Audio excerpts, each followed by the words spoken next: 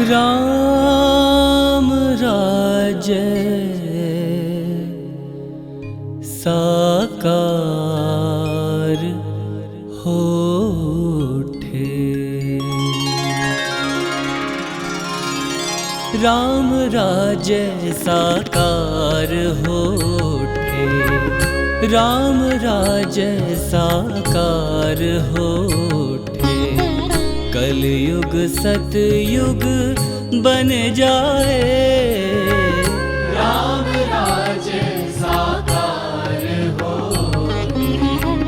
कलयुग सतयुग बन जाए।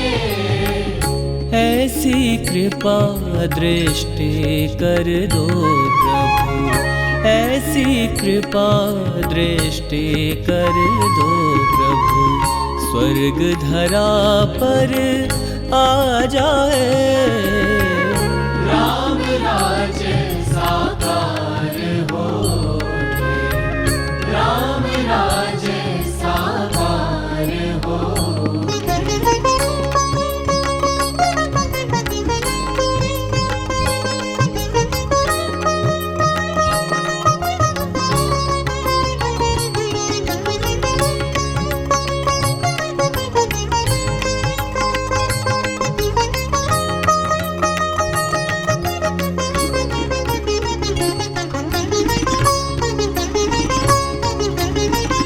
जनमानस में ज्ञान सूर्य का फैले ऐसा उजियारा। जनमानस में ज्ञान सूर्य का फैले ऐसा उजियारा। विकसित हो विश्वास सरों में। श्रद्धा सुमनों की माला। विकसित हो विश्वास सरों में। श्रद्धा सुमनों की माला। दैहिक दैविक भवतापों से। दैहिक दैविक भवतापों से सब मानव मुक्ति पाए। राम राज्य साकार होठे। राम राज्य साकार होठे।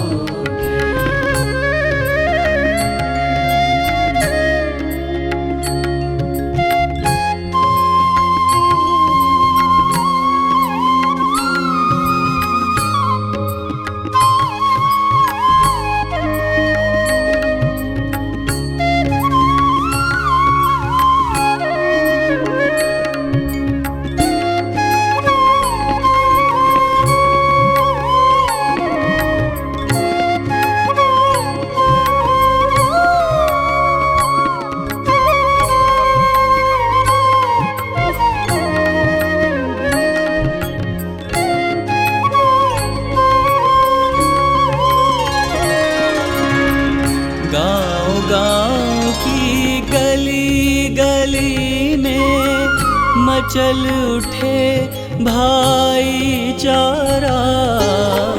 गाँव गाँव की गली गली में मचल उठे भाईचारा।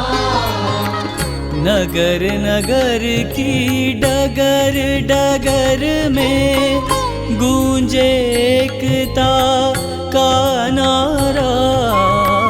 नगर नगर की डगर डगर में गूंजे एकता का नारा। उमड़ घुमड़ बादल शांति का। उमड़ घुमड़ बादल शांति का। नभ मंडल में छा जाए। राम राज्य साकार होठे। राम राज्य साकार होठे।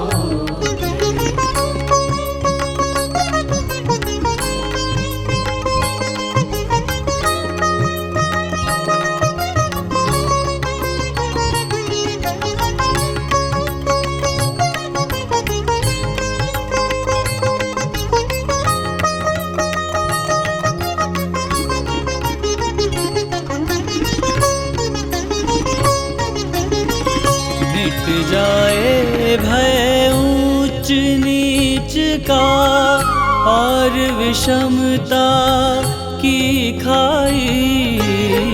मिट जाए भय ऊंच नीच का और विषमता की खाई।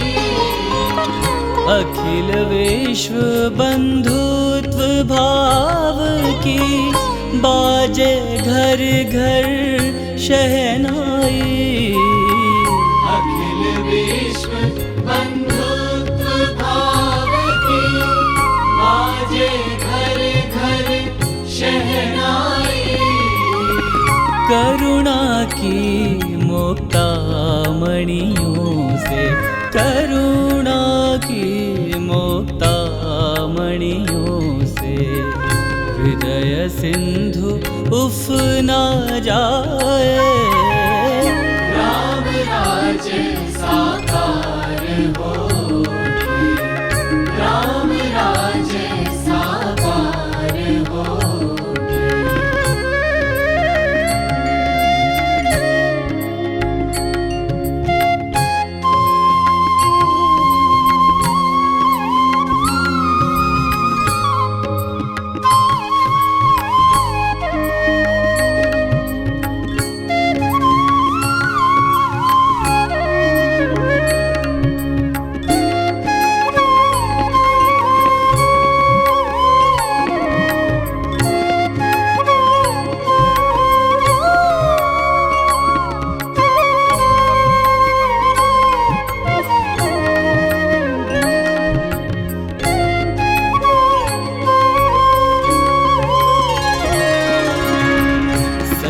संगति समीर की शीतल मंद चल उठे पुरवाई।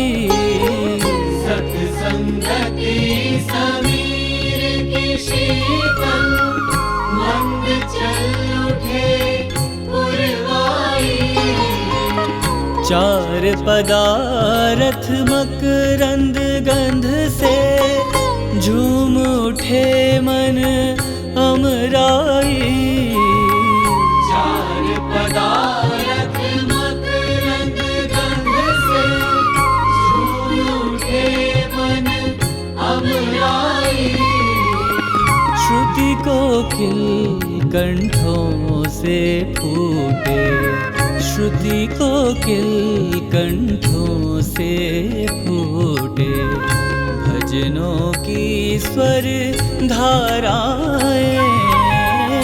राम राज्य साकार होके, राम राज्य साकार होके। कलयुग सतयुग बन जाए, ऐसी कृपा दृष्टि कर दो प्रभु, ऐसी कृपा दृष्टि कर दो प्रभु। स्वर्ग धरा पर आ जाए। राम राज्य साकार होके, राम राज्य साकार होके, राम राज्य साकार होके। राम राज्य हो, राम राज्य हो, राम राज्य साकार हो।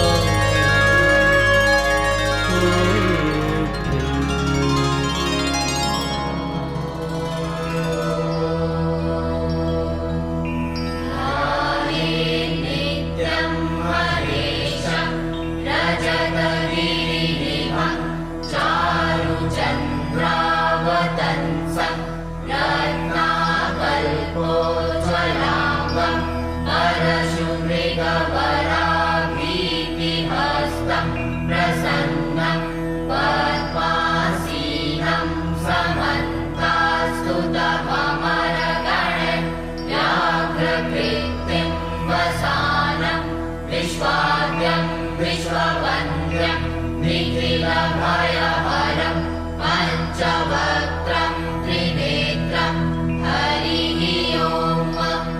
आनो भद्रः प्रदा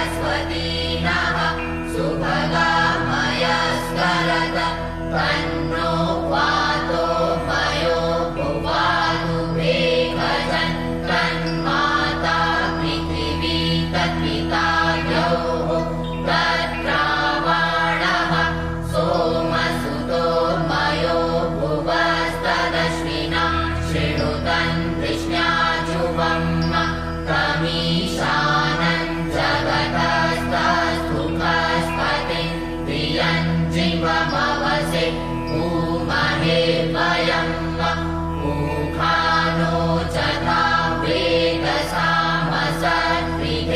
रक्षिता वायुरदब्धः स्वस्तये स्वस्ति न इन्द्रो बृहश्रवाः स्वस्ति नः पूषा विश्ववेदाः स्वस्ति न सार्क्ष्यो अरिष्टनेमिः। बोलिए सिद्धिदात्री माँ जगदम्बा भवानी की जय। आदि शक्ति माँ अम्बे भवानी की जय। उमापति महादेव की जय। सियावर रामचंद्र महाराज जी की जय। श्री कृष्ण बलदेव की जय। सद्गुरु सर्वश्री आशुतोष महाराज जी की जय। साचे दरबार की जय। देवियों और सज्जनों, महामाई के आशीर्वाद से गुरुदेव श्री आशुतोष महाराज जी की असीम अनुकंपा से दिव्य ज्योति जागृति संस्थान द्वारा आयोजित 7 दिवसीय श्रीमद् देवी भागवत महापुराण ज्ञान यज्ञ के इस डिजिटल प्रसारण की 5वीं आस्थायिका में हम हमारे साथ ऑनलाइन जुड़ चुके सभी भक्त श्रद्धालुओं का हार्दिक स्वागत करते हैं, हार्दिक अभिनंदन करते हैं। साथ ही मंचासीन परम पूजनीय गुरुदेव श्री आशुतोष महाराज जी की शिष्या आदरणीय कथाव्यास महामनस्विनी साध्वी सुश्री अदिति भारती जी का आप सभी की ओर से हार्दिक स्वागत करते हैं, हार्दिक अभिनंदन करते हैं। आज ऐसे कुछ बुद्धिजीवी लोग हैं, खासकर यूथ्स, जिनके बीच एक पॉपुलर ओपिनियन है। उनका मानना है for a complete life, for a successful life, अच्छे कर्म करो, दूसरों की मदद करो, गुरु आध्यात्म ज्ञान इसकी हमें कोई ज़रूरत नहीं। गत दिवस आदरणीय कथाव्यास जी ने इंद्र और नहुष की पौराणिक कथा को डीकोड कर इसी पॉपुलर ओपिनियन के लूप होल्स को हाईलाइट किया।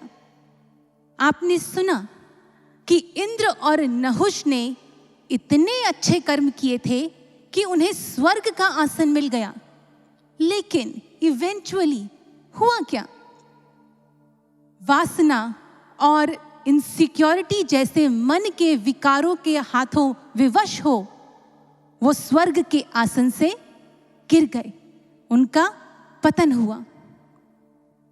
सज्जनों, हमारे भीतर जो ऊर्जा का वेग है, जो ये जज्बा है to do good and be good, इसे इस विशियस माइंड के कुछ चक्रों से बचाने के लिए रेगुलेट कर सही दिशा की ओर केंद्रित करना बहुत जरूरी है।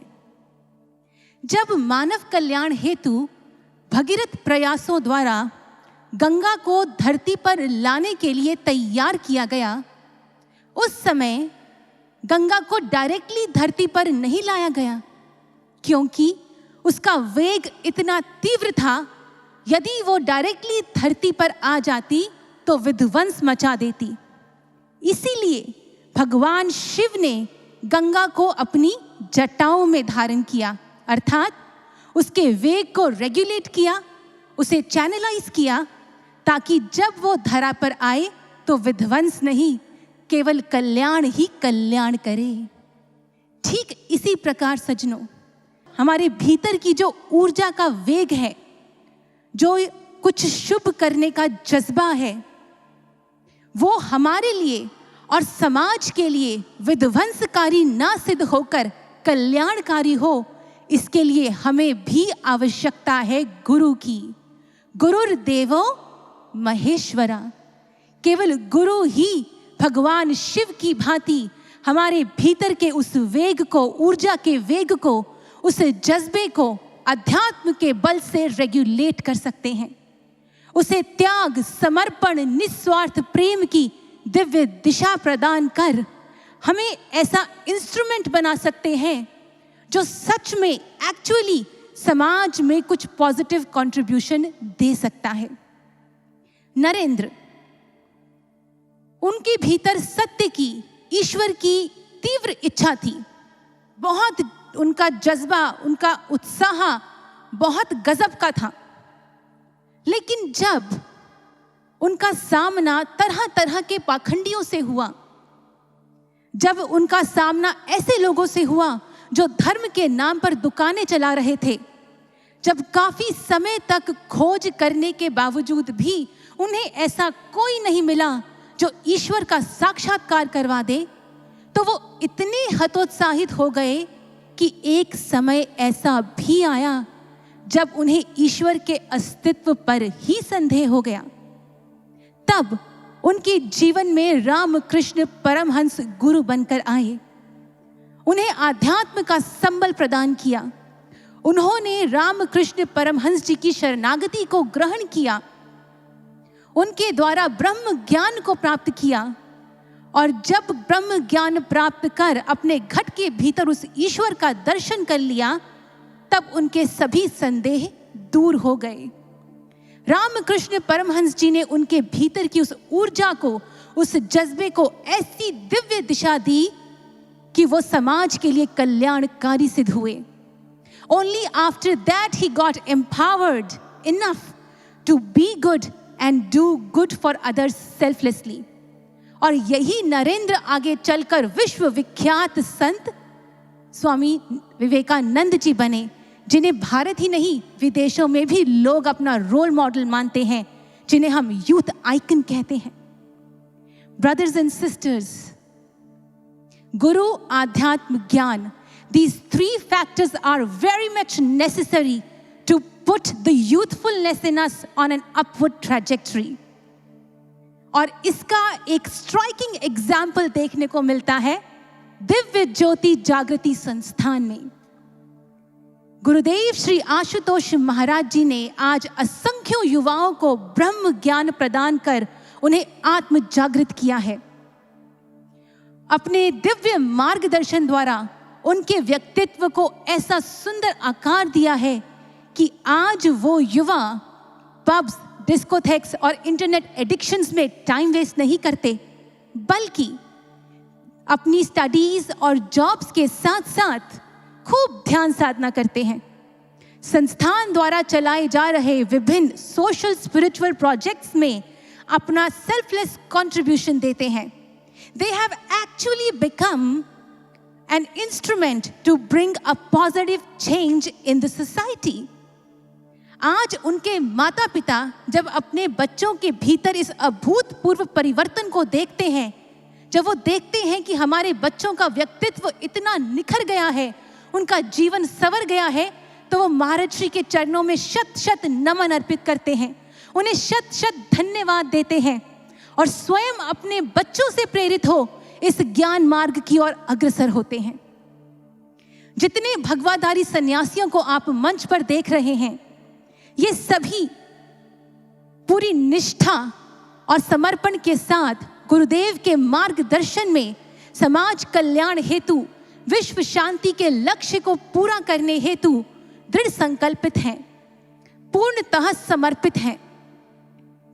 इन युवा भगवाधारी सन्यासियों को देखकर अक्सर लोग हमसे पूछते हैं कि इतनी हाई क्वालिफिकेशंस के बाद इतनी बड़ी बड़ी जॉब्स और पोस्ट को क्यों छोड़ दिया, उन्हें छोड़ भगवा क्यों पहन लिया। सज्जनों, भगवा यूं ही नहीं पहन लिया, इस भगवा को धारण करने के पीछे कारण है। इस भगवे का बहुत महत्व है। गुरुदेव श्री आशुतोष महाराज जी कहते हैं, ये भगवा त्याग और बलिदान का प्रतीक है। This is the colour of energy and enthusiasm. और ये अग्नि का भी रंग है। और अग्नि का क्या काम होता है? सब कुछ भस्मीभूत कर डालना। Wearing this color symbolizes that one has to burn away all his selfish desires and selflessly work for the benefit, for the upliftment of the masses. गुरुदेव श्री आशुतोष महाराज जी संवेदना, उत्साह, निस्वार्थ प्रेम, त्याग, इनसे सुसज्जित ऐसी जलती मशाल हैं जिन्होंने इन्हीं उच्च आदर्शों को अपने शिष्यों के भीतर भी रोपित किया है। उनके भीतर भी इन्हीं उच्च आदर्शों के आधार पर ऐसी अग्नि को प्रज्वलित किया है जिसके द्वारा वो समस्त संसार को के अंधकार को दूर करने के लिए, जन जन को प्रकाशित करने के लिए उन्हें तैयार कर रहे हैं। ऐसे सृजन सेनानियों को तैयार कर रहे हैं जो ध्यान साधना के बल से पूरे जोश और उत्साह के साथ ब्रह्म ज्ञान के अस्त्र से समाज में फैले सभी कुरीतियों का, द्वेष, वैमनस्य, अशांति, भ्रष्टाचार, इनका खात्मा करके ही दम लेंगे। विश्व शांति के लक्ष्य को पूरा करके ही दम लेंगे। सज्जनों, गुरुदेव श्री आशुतोष महाराज जी कहते हैं कि यूथफुलनेस का उम्र से कुछ लेना देना नहीं, वो एक जज्बा है। कोई 25 वर्ष का है लेकिन अगर वो निष्क्रिय है, उसके भीतर समाज के लिए कोई संवेदना नहीं, कोई सोच नहीं, तो वो वृद्ध है। लेकिन वहीं अगर कोई 80 वर्ष का है लेकिन उसके भीतर समाज के लिए कुछ करने का जज्बा है सज्जनों, तो वो युवा है। हमारे भीतर की इस युवा शक्ति, इस यूथफुलनेस को दिव्य गुरु का दिव्य मार्गदर्शन मिल सके ताकि हम सब मिलकर एक सुंदर समाज की संरचना कर सके। सज्जनों, इसी भावना से आप्लावित हो आदरणीय कथा व्यास इस कथा को बांच रही हैं। अब समय है आज की कथा प्रसंग को श्रवण करने का, लेकिन उससे पूर्व हम बताना चाहेंगे कि जितने भी यजमान हैं इस कथा के, वो ऑनलाइन पूजन आरंभ कर चुके हैं और उनके नाम हैं, आज के इस कथा के मुख्य यजमान हैं श्री गणेश मोहन सक्सेना जी एवं उनकी धर्मपत्नी श्रीमती अलका सक्सेना जी, साहिबाबाद, गाजियाबाद, उत्तर प्रदेश से। श्री महेंद्र ठाकुर जी एवं उनकी धर्मपत्नी श्रीमती सुनीता ठाकुर जी, नारायणा विहार, दिल्ली से। श्री राजेश कुमार वर्मा जी एवं उनकी धर्मपत्नी श्रीमती विजया वर्मा जी, आयुर्विज्ञान नगर, दिल्ली से। श्री संजय कानपाल जी एवं उनकी धर्मपत्नी श्रीमती नीमा कानपाल जी, आर के आश्रम मार्ग, दिल्ली से। श्री पराग जैन जी एवं उनकी धर्मपत्नी श्रीमती ऋतु अग्रवाल जी, सरस्वती विहार, गुरुग्राम से। श्री मनसा राम जी एवं उनकी धर्मपत्नी श्रीमती गायत्री देवी जी, नारायणा, दिल्ली से। श्री रवि धीमान जी एवं उनकी धर्मपत्नी श्रीमती सुषमा धीमान जी, AGCR एनक्लेव, दिल्ली से। श्री किरण सिंह जी वैद्य एवं उनकी धर्मपत्नी स्वर्गीय मुन्नी देवी जी, पहाड़गंज, दिल्ली से। श्री सोबरन सिंह जी एवं उनकी धर्मपत्नी श्रीमती सुनीता सिंह जी, ग्रेटर नोएडा, उत्तर प्रदेश से। श्री राज बहादुर खत्री जी एवं उनकी धर्मपत्नी श्रीमती भूमा खत्री जी, गोल मार्केट, दिल्ली से। श्री भगवान दास भाटिया जी एवं उनकी धर्मपत्नी श्रीमती कांता भाटिया जी, न्यू राजधानी एनक्लेव, दिल्ली से। स्वर्गीय अनिल गुप्ता जी एवं उनकी धर्मपत्नी श्रीमती साक्षी गुप्ता जी, मयूर विहार, दिल्ली से। कुमारी रीनू जी एवं उनकी माता जी श्रीमती बादामी देवी जी, करोल बाग, दिल्ली से। श्री उपेंद्र शर्मा जी एवं उनकी धर्मपत्नी श्रीमती अमृता शर्मा जी, ग्रेटर नोएडा, उत्तर प्रदेश से। श्री मोहन चंद्र जोशी जी एवं उनकी धर्मपत्नी श्रीमती मनीषा जोशी जी, वेस्ट पटेल नगर, दिल्ली से। श्री रघुनंदन सिंह जी एवं उनकी धर्मपत्नी श्रीमती सुनीला सिंह जी, मयूर विहार, दिल्ली से।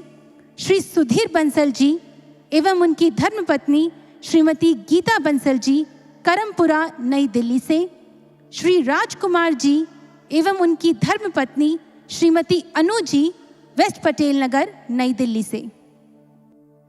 आज के उत्सव यजमान हैं श्री राजकुमार निझावन जी एवं उनकी धर्मपत्नी श्रीमती सुनीता निझावन जी, मोहन नगर, गाजियाबाद, उत्तर प्रदेश से।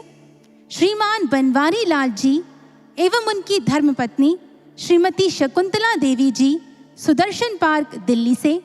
श्री मनोज कुमार सिंह जी एवं उनकी धर्मपत्नी श्रीमती ममता सिंह जी, गांधीनगर, दिल्ली से। आज के दैनिक यजमान हैं लेफ्टिनेंट कमांडर क्षितिज प्रसाद जी एवं उनकी धर्मपत्नी एडवोकेट प्रियादर्शनी शर्मा जी, साहिबाबाद, गाजियाबाद, उत्तर प्रदेश से। श्री राम शंकर ठाकुर जी एवं उनकी धर्मपत्नी श्रीमती सुनीता देवी जी, नारायणा, दिल्ली से। श्री लक्ष्मी यादव जी एवं उनकी धर्मपत्नी श्रीमती बबीता यादव जी, मोहन नगर, गाजियाबाद, उत्तर प्रदेश से। श्री मोतीलाल दास जी एवं उनकी धर्मपत्नी श्रीमती रीटा देवी जी, शहादरा, दिल्ली से। श्री परवेश शर्मा जी एवं उनकी धर्मपत्नी श्रीमती सुनीता शर्मा जी, मोहन नगर, गाजियाबाद, उत्तर प्रदेश से। श्री रविंद्र बिहारी कर्ण जी एवं उनकी धर्मपत्नी श्रीमती इंदिरा कर्ण जी, साहिबाबाद, गाजियाबाद, दिल्ली से। श्री सत्येंद्र शर्मा जी एवं उनकी धर्मपत्नी श्रीमती वीना शर्मा जी, लोनी, उत्तर प्रदेश से।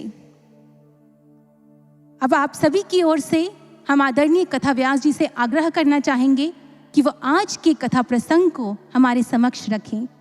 बोलिए माँ जगदम्बा भवानी की जय। सद्गुरु सर्व श्री आशुतोष महाराज जी की जय। साचे दरबार की जय।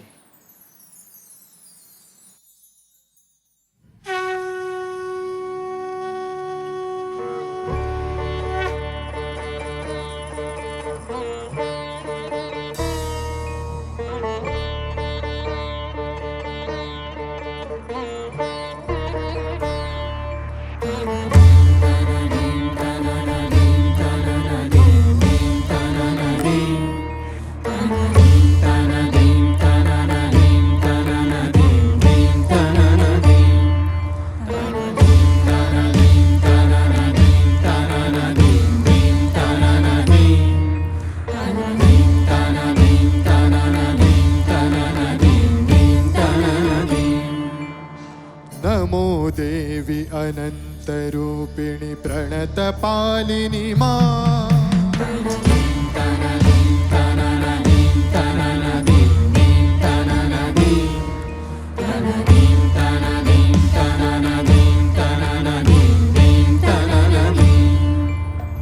नमो देवी अनन्तरूपिणि प्रणतपालिनि मां।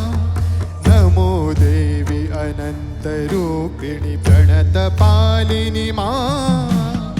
जय काली विकरालिनी त्रिकपालिनि करमालिनी जय काली विकरालिनी त्रिकपालिनि करमालिनी निखिल स्वामिनि कालकामिनि भामिनि शशिभालिनि जय काली महाकाली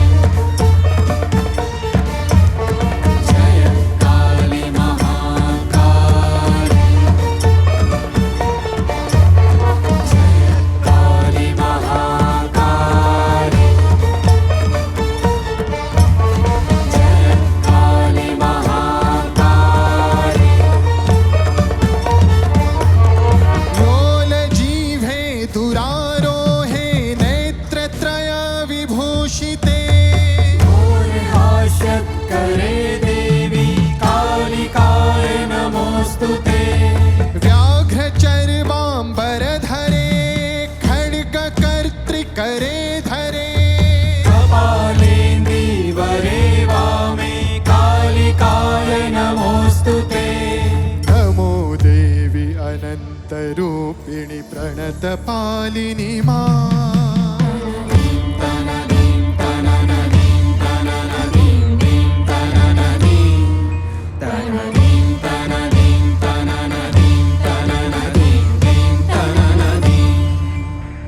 नमो देवी अनन्तरूपिणि प्रणतपालिनि मां। जय काली विकरालिनी त्रिकपालिनि करमालिनी जय काली विकरालिनी त्रिकपालिनि करमालिनी निखिल स्वामिनि कालकामिनि भामिनि शशिभालिनि जय काली महाकाली जय काली महाकाली महाकाली महाकाली जय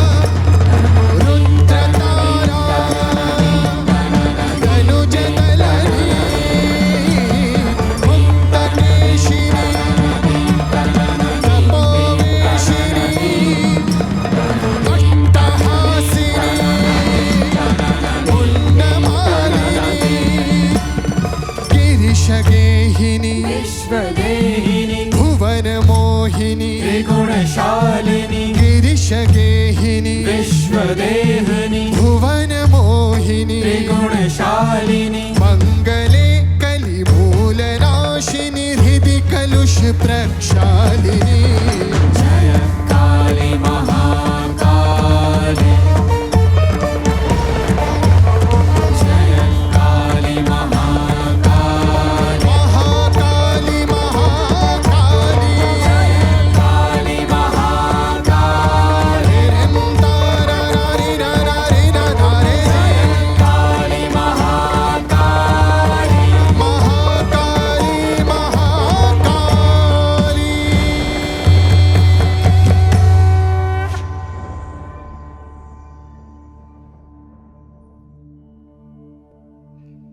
हे माता महाकाली,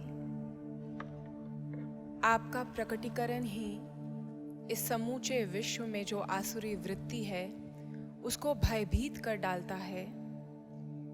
आपका ये स्वरूप उन असुरों के लिए अंत की चेतावनी है।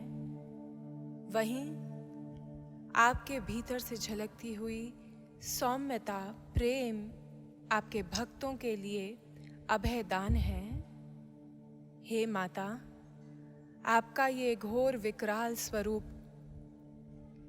कलिकाल के अंत की चेतावनी है।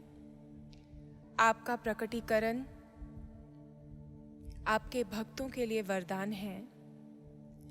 आपकी सभी संतानें आपकी शरणागत हो अपने जीवन के कल्याण को पाती हैं। आज हम भी आपके श्री चरणों में कोटि कोटि नमन अर्पित करते हैं, कोटि कोटि नमन अर्पित करते हैं, कोटि कोटि नमन अर्पित करते हैं। हे माँ, हमारी रक्षा कीजिए, हमारे जीवन में व्याप्त कालिमा का हरण कीजिए।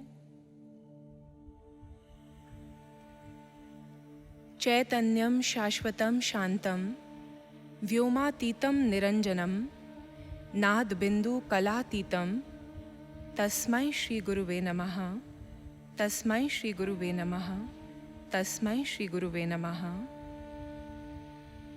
जो चैतन्य हैं, शाश्वत हैं, व्योम से परे अनंत हैं, नाद बिंदु कालातीत हैं, ऐसे महान सद्गुरु जो एक शिष्य के जीवन को आलोकित करते हैं दिव्य ज्ञान से, ऐसे महान सद्गुरु के श्री चरणों में मैं कोटि कोटि नमन अर्पित करती हूँ, कोटि कोटि नमन अर्पित करती हूँ, कोटि कोटि नमन अर्पित करती हूँ।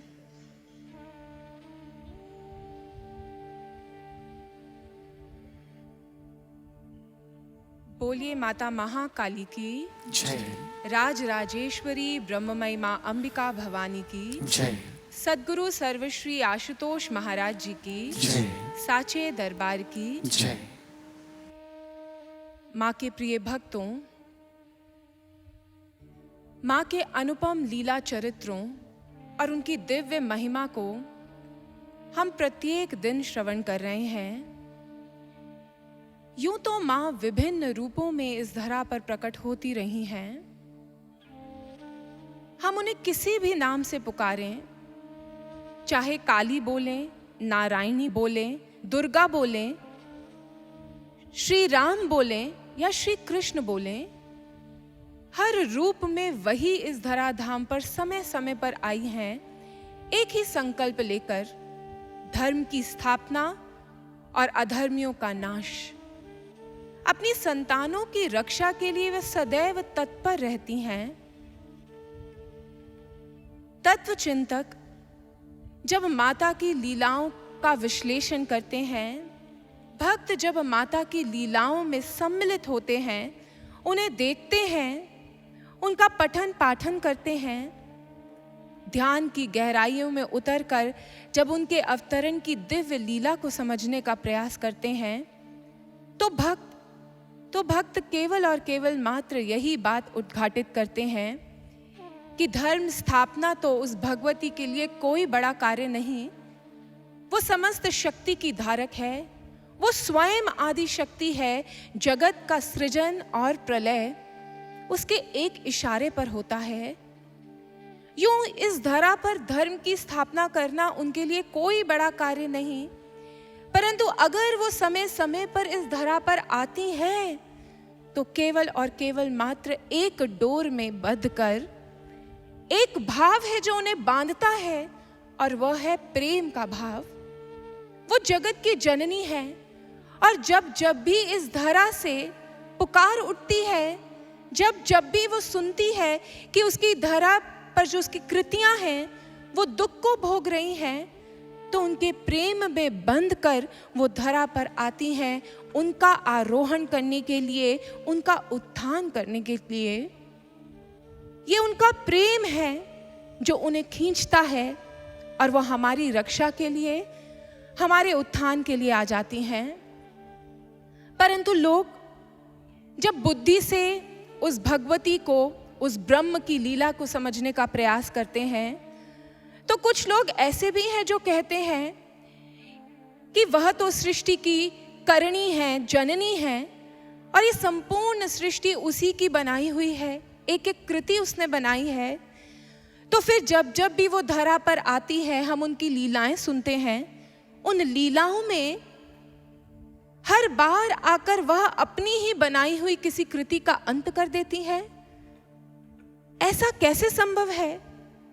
यदि वो माता है तो वो यूं अंत कैसे कर देती है अपनी ही संतानों का? यह तो बहुत बड़ा पक्षपात है। परंतु भक्तों, इस तथ्य को जरा गहराई से समझने का प्रयास कीजिए। एक बार ऐसा ही प्रश्न सद्गुरु सर्वश्री आशुतोष महाराज जी से एक जिज्ञासु ने पूछा। यही बात रखी कि गुरुदेव, जब माँ की लीलाएं सुनते हैं तो उसमें यह बात आती है कि माँ आती हैं और किसी दैत्य का संहार कर देती हैं, उसका अंत कर देती हैं। ये बात बड़ा असमंजस में डालती है मुझे। महाराज श्री ने तब एक छोटा सा दृष्टांत, एक कहानी सुनाई और उससे इस रहस्य को उद्घाटित कर दिया।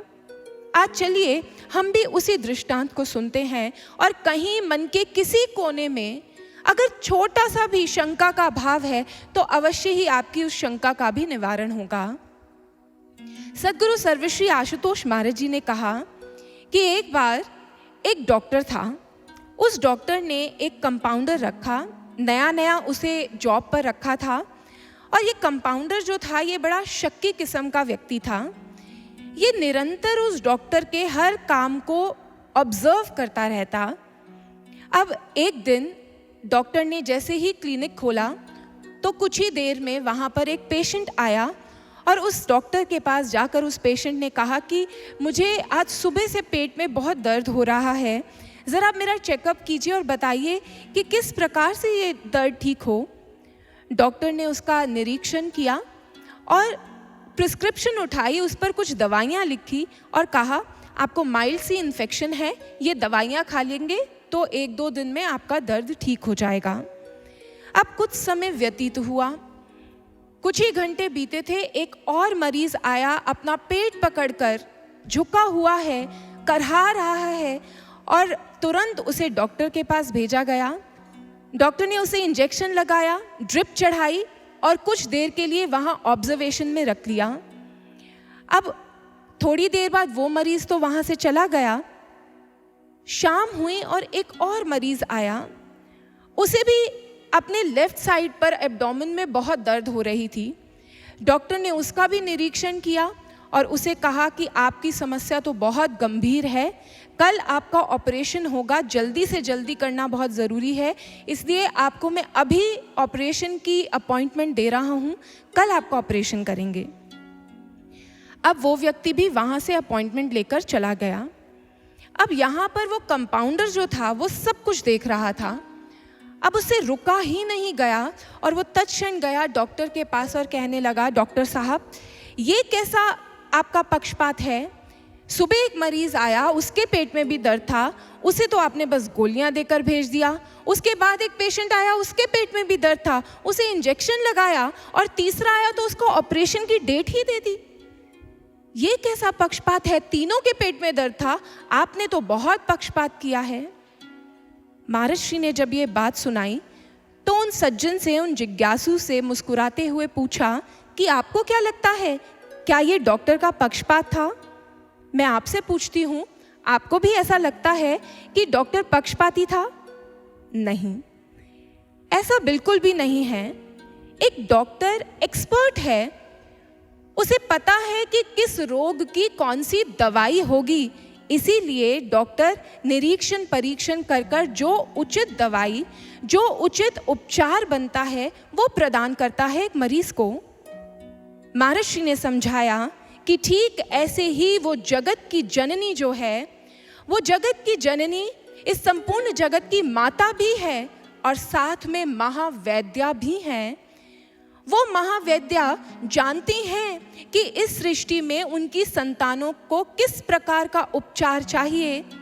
जब वो देखती है कि एक संतान उनकी, जिसने अपने जीवन में कुकृत्य कर कर अब इतने पाप कमा लिए हैं कि उसके व्यक्तित्व में से पोखर में खड़े हुए जल की तरह सड़ांध उत्पन्न हो रही है, तो उस समय माँ उसका उद्धार करने के लिए, उसे उसके उस पाप युक्त जीवन से मुक्त करने के लिए उसका संहार करती है। इसीलिए महर्षि ने कहा, वो भगवती तो मार कर भी तार देती है, ऐसी उसकी अनुपम लीला हुआ करती है। क्योंकि वो मारना, उसके लिए मारना जो है वो केवल और केवल मात्र उपचार करने की एक विधि है। भक्तों, इसीलिए वो अपनी संतानों के साथ पक्षपात नहीं करती। जिस तरह का भी उन्हें उपचार चाहिए होता है वह प्रदान करती है, क्योंकि उनका तो केवल और केवल मात्र एक लक्ष्य है, अपनी संतानों पर निस्वार्थ प्रेम लुटाना। निस्वार्थ प्रेम की धारा का प्रवाह है भगवती, इसीलिए उन्हें जगत जननी के रूप में पूजा गया।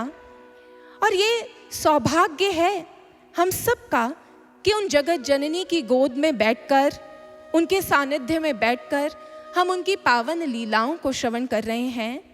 इंसान सारा जीवन भटकता है संसार में किसी एक ऐसे को खोजने के लिए जो उसके जीवन में निस्वार्थ प्रेम का प्रवाह प्रवाहित करे, परंतु संसार में से तो कभी ऐसा निश्चल प्रेम मिलता नहीं है। विडंबना है उसके जीवन की कि वो भगवती, वो ईश्वर जो निस्वार्थ प्रेम की धारा है, वो उसकी ओर देखता नहीं है। ऐसे में वो भगवती खुद उन्हें आकर्षित करती है अपनी ओर, खुद बुलाती है, खुद बुलावा भेजती है, संदेश पहुंचाती है उन तक, ताकि उनकी संतानें स्वयं उनके पास आएं और वह उनका समस्त प्रेम लूट लें, अपने जीवन को आनंदमय बना ले। ऐसा ही अवसर है जो हमें भी मिला है। माँ की ये कथा हमारे जीवन को आनंदित, एक नव चेतना से स्पंदित करने आई है। और ऐसे ही नव चेतना का स्पंदन प्राप्त कर रहे हैं राजा जन्मेजय, जो वेदव्यास जी के श्री चरणों में बैठे हैं। कुंठित मन लेकर आए थे, लेकिन माता की कथाओं को सुनकर हृदय की पीड़ा तो कम हो ही रही है, जीवन में वो दिव्य ज्ञान, उसका सृजन भी हो रहा है।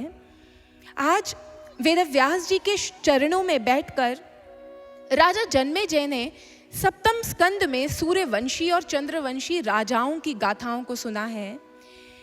वेदव्यास जी ने उन्हें उन राजाओं की गाथाएं सुनाई हैं जो पूर्व काल में माँ भगवती के अनन्य उपासक रहे। और वेदव्यास जी ने उन्हें ये गाथाएं क्यों सुनाई? ताकि उनके जीवन से राजा जन्मेजय भी अपने जीवन के लिए प्रेरणा लें और वह भी श्रेष्ठ राजनेता बने, अपने कर्तव्यों का श्रेष्ठ रूप से अनुपालन कर सकें। और अब जब उन्होंने ये सूर्यवंशी और चंद्रवंशी राजाओं की गाथाएं सुन ली हैं, तो अब राजा जन्मेजय एक और जिज्ञासा रख रहे हैं वेदव्यास जी के श्री चरणों में। आइए हम भी उस जिज्ञासा को श्रवण करते हैं और बढ़ते हैं आज के कथा प्रसंग की ओर।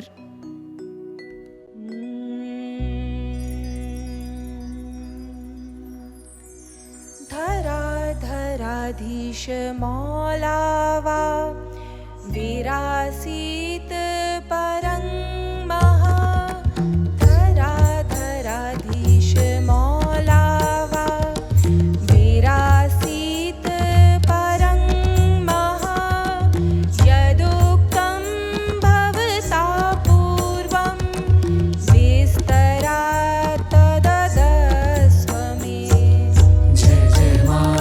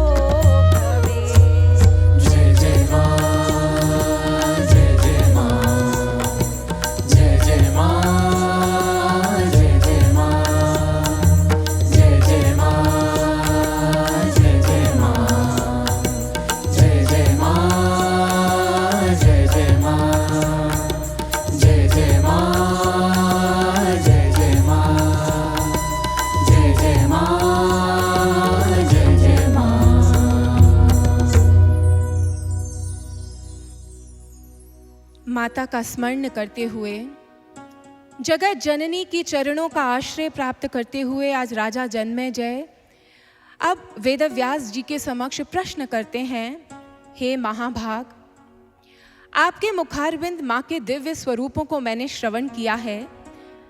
मैं जानना चाहता हूँ कि कब वह महादेवी, वह प्रकाश स्वरूपा देवी हिमालय के शिखर पर अवतरित हुई थी।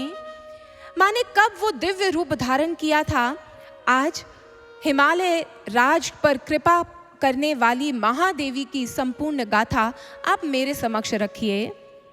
भक्तों, वेदव्यास जी ने जब यह प्रश्न सुना तो वो मुस्कुराते हुए कहने लगे, आज नव दुर्गा की दिव्य गाथा, वह जिनकी हम पूजा नव दुर्गा के रूप में करते हैं, उन महादेवी की अवतरण की दिव्य गाथा मैं तुम्हारे समक्ष रखूंगा। और आज वेदव्यास जी कहने लगे, बात उस समय की है जब देवी सती दक्ष के यज्ञ में जाती हैं और क्रोध में भर अपना आदि शक्ति रूप प्रकट कर देती हैं। आदि शक्ति रूप प्रकट कर दक्ष को श्रापित करती हैं और तदुपरांत आत्मदाह कर लेती हैं। जब उनके आत्मदाह की सूचना भगवान शिव को मिलती है तो भगवान शिव क्रोधित हो जाते हैं। आज रोष में भरकर वीरभद्र को प्रकट करते हैं और उसे आदेश देते हैं दक्ष का अंत करने का, उस यज्ञ को संपूर्ण रूप से भंग कर देने का। वीरभद्र दक्ष की सभा में जाता है और दक्ष का सर धड़ से अलग कर देता है। यूं वहां हाहाकार मच जाता है और तब भगवान शिव उस यज्ञ में जाते हैं।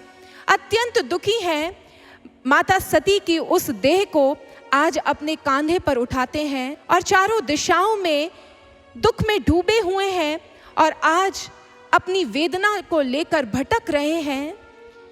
जब भगवान विष्णु भगवान शिव की ऐसी स्थिति देखते हैं तो आज भगवान विष्णु उनके उस मोह को भंग करने के लिए अपने सुदर्शन चक्र से माता सती की उस जलती हुई देह के खंड विखंड कर देते हैं।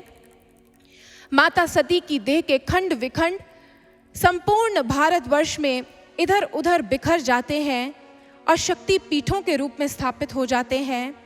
और उसके बाद भगवान शिव वह अत्यंत दुखी हो वैराग्य में डूबकर समाधि की अवस्था में निमग्न हो जाते हैं। आज जब भगवान शिव गहन समाधि में डूब गए और माता सती ने भी आत्मदाह कर लिया तो उस समय चारों दिशाओं में अमंगल छा गया। चारों दिशाएं व्यथित हैं, हर ओर दुख और मातम है।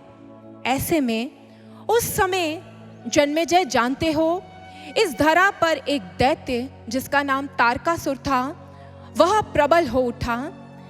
तारकासुर ने आज ब्रह्मदेव की उपासना करनी प्रारंभ कर दी। निर्जन वन में खड़े होकर वह ब्रह्मदेव को पुकार रहा है, बारंबार उन्हें पुकारता चला जा रहा है। उसका तप प्रगाढ़ होता गया और एक दिन उसके तप की प्रचंडता को देखकर उसके समक्ष प्रकट हो गए ब्रह्मदेव। ब्रह्मदेव ने कहा, वत्स तारकासुर, नेत्र खोलो, देखो मैं तुम्हारे समक्ष खड़ा हूं। आज तारकासुर जो स्वभाव से ही कपटी है, आज उसने अपने नेत्रों को खोला और बहुत ही मधुर वचनों में कह रहा है, पितामह ब्रह्मा, आज आपने मेरे जीवन को धन्य किया जो आप मेरे समक्ष प्रकट हो गए। दंडवत प्रणाम करता है और कहता है, पितामह मेरा जीवन धन्य हुआ, मेरा जीवन धन्य हुआ। ब्रह्मदेव मुस्कुराने लगे, कहने लगे, वत्स तारकासुर, बताओ, इतने लंबे समय से तपस्या कर रहे थे, अवश्य कोई वरदान प्राप्त करना चाहते हो, बताओ कौन सा वरदान प्राप्त करना है। आज जैसे ही तारकासुर ने यह सुना, अत्यंत मधुर मुस्कान देते हुए और सौम्य वचनों में कहता है, प्रभु मेरा जीवन तो पहले से ही धन्य है, मेरे जीवन में तो महादेव की अनंत कृपा है, परंतु अब आप मेरे समक्ष प्रकट हुए हैं तो मुझे वरदान दीजिए कि जिस प्रकार से महादेव ने मेरे जीवन को धन्य धन्य किया है, उसी प्रकार उन्हीं की कृपा से मेरा अंत भी बहुत विलक्षण हो, मेरा अंत भी उन्हीं की कृपा से हो। ब्रह्मदेव देख रहे हैं उसकी ओर और अब तारकासुर कहता है, ब्रह्मदेव मुझे वरदान दीजिए कि जिस प्रकार महादेव की कृपा से मेरा जीवन आनंदित है, उसी प्रकार मेरे अंत की भूमिका भी उन्हीं के द्वारा हो। मैं आपसे ये वरदान मांगता हूँ कि मेरा अंत अगर किसी के हाथों हो तो वो केवल और केवल मात्र महादेव के औरस पुत्र के हाथों।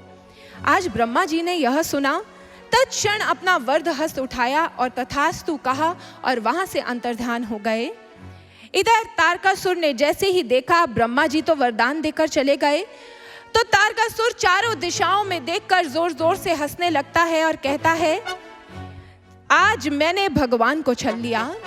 ये कैसा भगवान है जो ये ही नहीं पकड़ पाया कि मैं तो उससे छल करके अमरता का वरदान मांग रहा हूँ।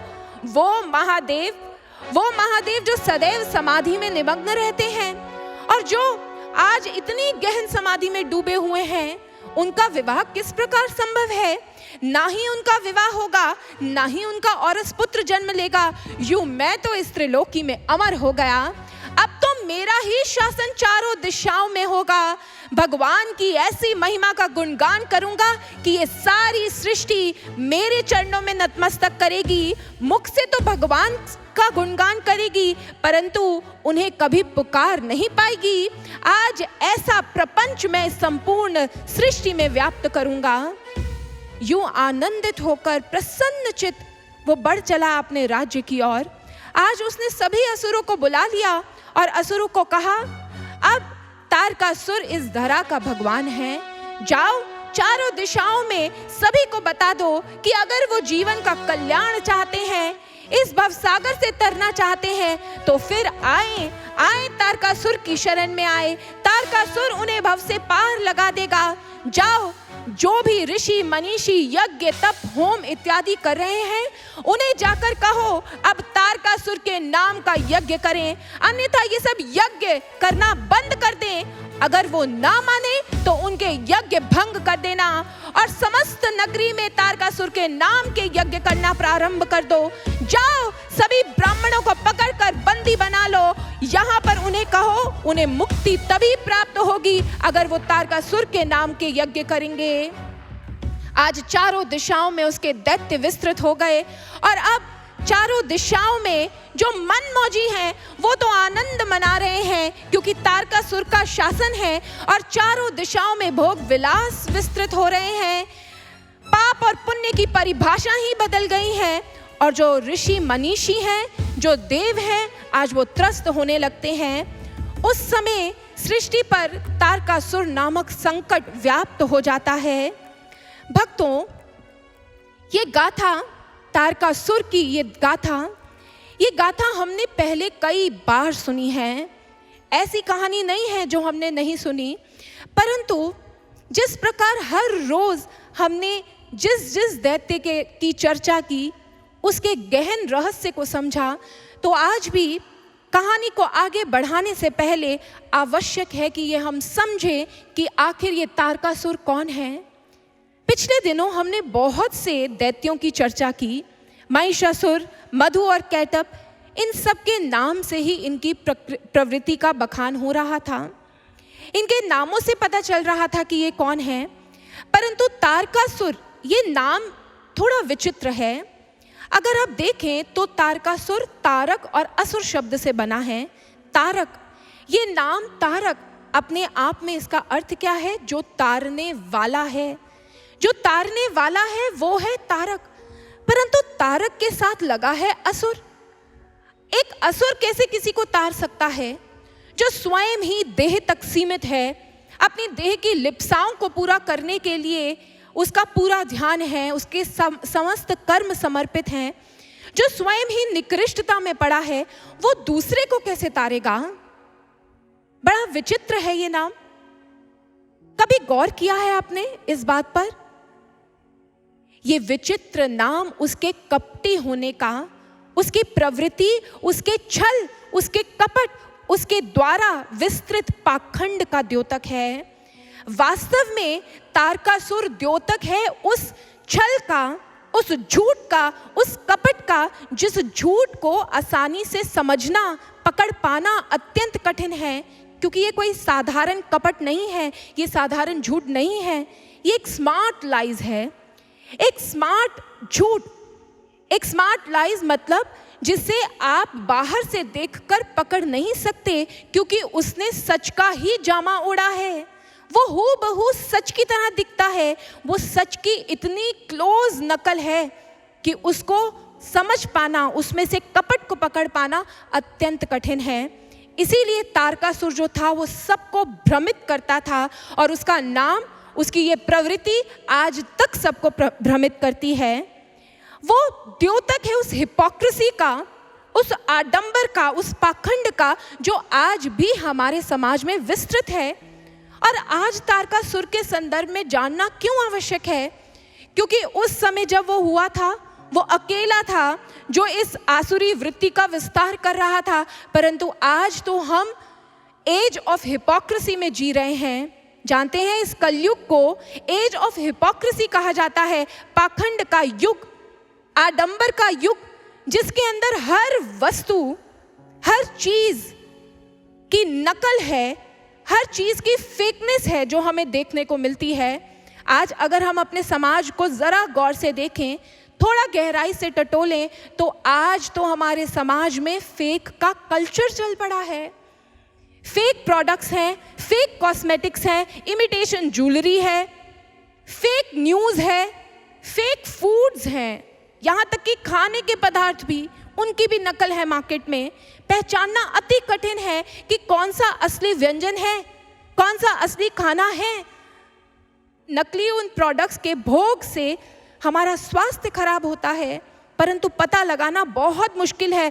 अडल्ट्रेशन इतनी ज़्यादा है।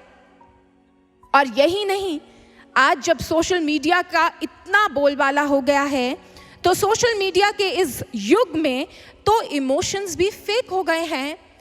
लोग सेल्फीज खींच कर फेक इमोशंस पोर्ट्रे करते हैं, फेक एटीट्यूड्स पोर्ट्रे करते हैं, फेक लाइफस्टाइल को पोर्ट्रे कर देते हैं सोशल मीडिया पर। आज तो हर सेक्टर में झूठ और पाखंड विस्तृत हो रहा है, यहां तक कि मानव का अपना जीवन ही फेक हो गया है, क्योंकि वह आदर्शों की बातें, बड़ी बड़ी बातें करता है। उसने अपने मुख पर इतने मुखौटे ओढ़े हुए हैं कि वो ही भूल गया है कि उसकी वास्तविकता क्या है।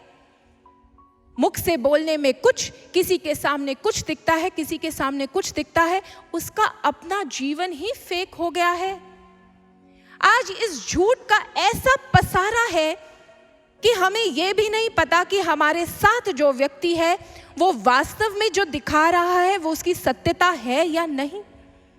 और नकल के इस युग में असल की पहचान जिसने देनी थी, जहां से मिलनी थी, वह धर्म का क्षेत्र, वह अध्यात्म, वहां पर भी इस पाखंड का ही बोलबाला है। समाज को सही परिभाषाओं और सही मार्ग दिखाने वाला वो अध्यात्म जो प्रकाश है, जो सूर्य रूप में जब युग में प्रकाशित होता है तो समस्त अंधकार को हर लेता है, आज उस क्षेत्र में भी पाखंड पनप रहा है। वहां पे भी हमें फेक गुरुज का सामना करना पड़ता है। इस हद तक हमारे इस समाज में ये नकल, ये पाखंड, ये झूठ पनप रहा है। और इसका नतीजा जानते हैं क्या है? जब धर्म के क्षेत्र में भी पाखंड का विस्तार हो गया, तो अब धर्म की परिभाषाएं, ऐसी अनर्गल परिभाषाओं को समाज में संप्रेषित कर दिया गया कि दो वर्ग पैदा हो गए समाज में।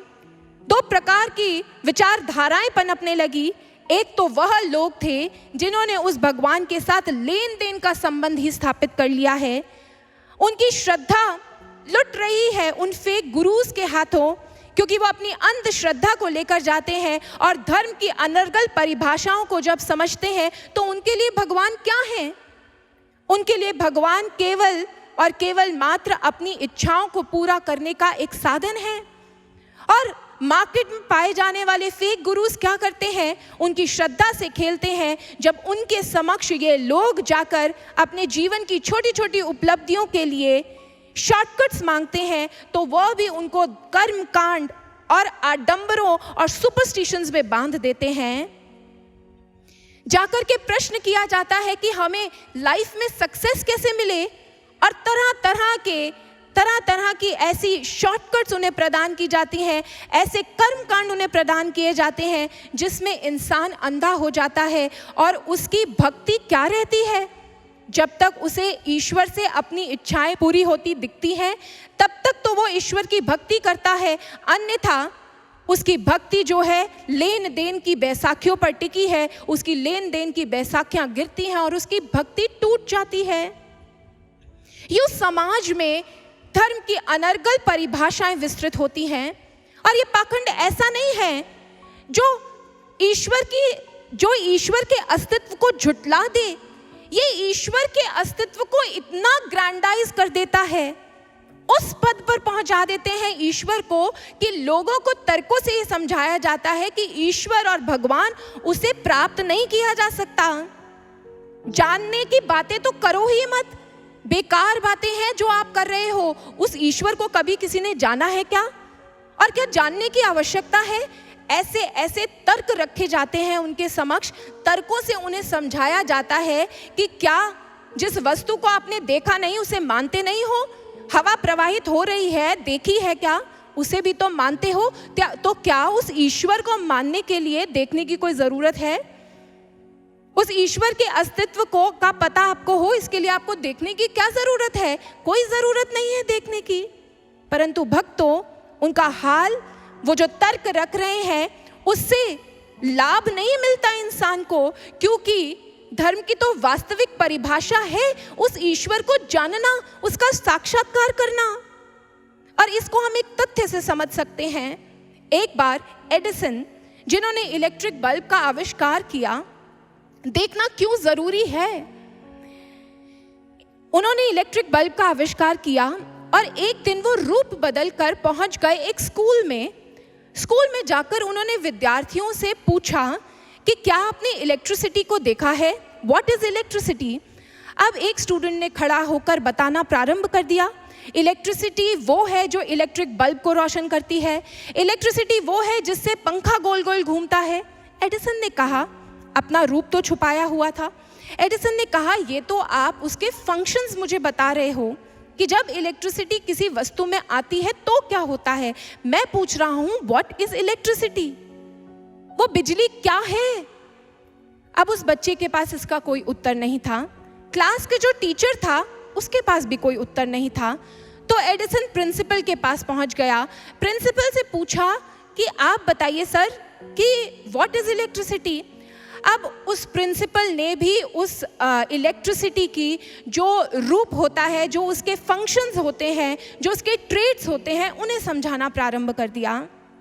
एडिसन ने कहा, नहीं, आप भी मेरे प्रश्न को समझ नहीं पाए हैं।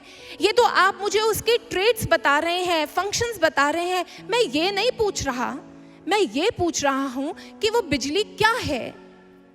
अब उस प्रिंसिपल ने कहा, इस प्रश्न का उत्तर मैं तो नहीं दे सकता, शायद एडिसन जिसने इलेक्ट्रिक बल्ब का इजाद किया है वही दे पाए। तब एडिसन ने अपने वास्तविकता को प्रकट किया और कहा कि प्रिंसिपल साहब, यूं तो मैंने बहुत वर्षों तक इलेक्ट्रिसिटी पर काम किया है, अभी भी कर रहा हूं, परंतु मैं भी ये नहीं कह सकता कि इलेक्ट्रिसिटी क्या है, क्योंकि मैंने उसके फंक्शंस को तो समझा है, उसके फंक्शंस को तो परखा है, उसके फंक्शंस का इस्तेमाल करके आविष्कार भी कर दिए हैं, लेकिन उसकी वास्तविकता अभी तक मुझे समझ नहीं आई है, और इसलिए मुझे लगता है कि उसके वास्तविक उपयोगिता से मैं वंचित हूं। ठीक यही बात है भक्तों, ईश्वर को मानना, ईश्वर की बातें सुनना, ईश्वर को महसूस करना, उससे आप उसका पूर्ण लाभ नहीं ले पाएंगे, केवल फंक्शनैलिटी को समझ पाएंगे। इसलिए अगर उसका पूर्ण लाभ लेना है तो ये आवश्यक है कि उसे जाना जाए, उस तक पहुंचा जाए, तभी हमारे जीवन की धारा परिवर्तित होती है। इसलिए जो लोग ये तर्क देकर कहते हैं कि क्या जरूरत है ईश्वर को देखने की, वो आपकी प्रगति को अवरुद्ध कर रहे हैं। और समाज में पनपने वाली ये अंध मान्यताएं, शास्त्र ग्रंथों के अनर्गल अर्थ और हमारा उन पर रुक जाना, वो इस पाखंड को विस्तृत कर रहा है। और इस पाखंड के विस्तार के साथ क्या हो रहा है, जहां एक और समाज में धर्म के नाम पर मिथ्या धारणाएं, रूढ़िवादी परंपराएं और इतने सारे सुपरस्टिशंस पनप रहे हैं, तो वहां पे ही जो न्यू जनरेशन के यूथ हैं, जो न्यू जनरेशन है या फिर रैशनल माइंडेड लोग हैं, उनकी ओर उनको लगता है कि ये धर्म, ये कैसा धर्म है जो हमारे समाज में इतने सुपरस्टिशंस का विस्तार कर रहा है, ये धर्म ही बेकार है, जिसकी वजह से हमारे समाज में लड़ाई झगड़े हो रहे हैं, आपस में एक संप्रदाय के लोग दूसरे संप्रदाय से लड़ रहे हैं, इतना आतंक का विस्तार हो रहा है। ऐसे लोग कहते हैं कि धर्म को इस समाज से निकाल दो, हमें धर्म निरपेक्षता चाहिए। वो धर्म निरपेक्षता के नारे बुलंद कर देते हैं। ये वो दूसरा वर्ग है जो समाज में खड़ा हो गया है। अब जरा इस पक्ष पर भी देख लेते हैं, वह लोग जो कहते हैं धर्म निरपेक्ष समाज चाहिए, धर्म को निकाल दो इस समाज से, क्योंकि धर्म समस्या है, धर्म समस्या नहीं है। धर्म निरपेक्ष समाज जानते हैं कैसा होता है? याद कीजिए उस समय को, सोवियत यूनियन का जब निर्माण हुआ तो वहां के बड़े बड़े नेताओं ने मंचों पर चढ़कर अपने लोगों को समझाया कि भगवान कुछ नहीं होता, ये धर्म वन कुछ नहीं होता, धर्म को निकालो इस समाज से बाहर, भगवान को निकालो इस समाज से बाहर। और ऐसा ही हुआ, उन्होंने बड़े बड़े वक्तव्य देकर ऐसा ही कर दिया। और हश्र क्या हुआ, कुछ ही समय बाद उस सोवियत यूनियन में डाइवोर्स के रेट्स बढ़ गए, डोमेस्टिक वायलेंस बढ़ गई, निरंकुशता बढ़ गई। हर युवा, हर वहां का रहने वाला जो व्यक्ति था वो पथभ्रष्ट हो गया, क्राइम रेट्स बढ़ने लगे, हर व्यक्ति मनमौजी हो गया। और जब ऐसा हुआ तो तब वही लीडर्स जिन्होंने मंच पर चढ़कर ईश्वर को नकारा था, तब उन्होंने लोगों को समझाना शुरू किया कि नहीं, ईश्वर को अपने जीवन में वापस पुनः लाओ। प्रार्थना की सभाएं रखी जाने लगी, लोगों को समझाया गया। क्यों? क्योंकि जब समाज में से धर्म को निकाल दिया जाता है तो फिर यहां पर बचता है आतंक, केओस, टेररिज्म, विध्वंस होता है समाज का। समाज में कुरीतियां पनपने लगती हैं, वायलेंस पनपने लगती है, क्राइम रेट बढ़ जाता है। और अगर हम विज्ञान में से धर्म को निकाल दे तो क्या होता है? जब विज्ञान में से धर्म को निकाल दिया जाता है, साइंस में से धर्म को माइनस कर दिया जाता है, तो बचता क्या है? वो विज्ञान जिसके हम अनुदानों को प्राप्त करना चाहते हैं, वो श्राप बन जाते हैं उसके वरदान। यही तो आज हमारे समाज में हो रहा है। हमने धर्म को निकाल दिया, हमने मोरालिटी को निकाल दिया, एथिक्स को निकाल दिया और साइंटिफिक डिस्कवरीज की, और वही साइंटिफिक डिस्कवरीज आज हमारे लिए प्रॉब्लम्स बन गई हैं। जब धर्म को निकाल दिया तभी तो हिरोशिमा और नागासाकी जैसी दुर्घटना एक ऐसे काले दिन हिस्ट्री में दर्ज हो गए जिनको आज भी काले दिवस के रूप में ही मनाया जाता है हर साल, क्योंकि इंसान के भीतर की संवेदना सूख गई। यूनाइटेड स्टेट्स ने बिना सोचे समझे हिरोशिमा और नागासाकी पर एटम बॉम्ब गिरा दिया और नतीजा क्या हुआ? जिंदा जल गए वहां के लोग। आज तक अपंग पैदा हो रहे हैं रेडिएशंस के कारण वहां के लोग। ये होता है जब साइंस में से भी धर्म को निकाल देते हैं, एजुकेशन में से धर्म को निकाल दीजिए तो क्या होता है? समाज में डॉक्टर्स कन्या भ्रूण हत्या करते हैं, इंजीनियरिंग करके लोग टेररिज्म की ओर बढ़ जाते हैं। एक इंसान के पास डिग्रीज तो अर्जित हो जाती है, लेकिन उसकी मॉरलिटी खत्म हो जाती है, उसका विजडम खत्म हो जाता है। इंसान के भीतर से धर्म को निकाल दीजिए। इंसान के भीतर से जब धर्म को निकाल दिया जाता है, इंसान जब धर्म को छोड़ देता है तो वो पशु बन जाता है। धर्मेणहीन पशु भी समाना। और जब इंसान के भीतर पशुता पनपती है तो समाज की रक्षा कोई नहीं कर सकता, क्योंकि इंसान स्वयं आत्मघाती हो जाता है, स्वयं विनाश करता है समाज का। इसलिए आज समाज को धर्म निरपेक्षता नहीं, धर्म को निकालना नहीं है, आज समाज को धर्म की सच्ची परिभाषा चाहिए। वो धर्म जिसको स्थापित करने के लिए वो भगवती हर युग में आती है, हम उसी को निकाल देना चाहते हैं। वो ईश्वर अवतार क्यों लेता है भक्तों? ताकि वो इस धरा पर धर्म की स्थापना करे, शांति की स्थापना करे। और हम कहते हैं कि धर्म को ही निकाल दो। धर्म को निकालने पर क्या शांति आएगी? अशांति बढ़ जाएगी। आवश्यकता है कि हम धर्म की उस सच्ची परिभाषा को जाने, उस धर्म को जाने जिसकी स्थापना के लिए वो शक्ति स्वयं आती है। और उस समय भी समाज की यही पुकार थी। उस समय के समाज की, जब तारकासुर का आतंक विस्तृत हो रहा था, तब भी समाज उस धर्म की परिभाषा, उसकी अनिवार्यता थी उस समय भी।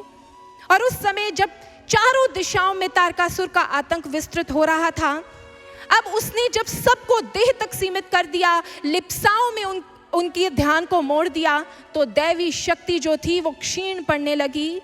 देव त्रस्त होने लगे, जो समस्त ऋषि मनीषी थे वो त्रस्त होने लगे। और आज समूचे विश्व में अब समस्या ही समस्याएं पनपने लगी।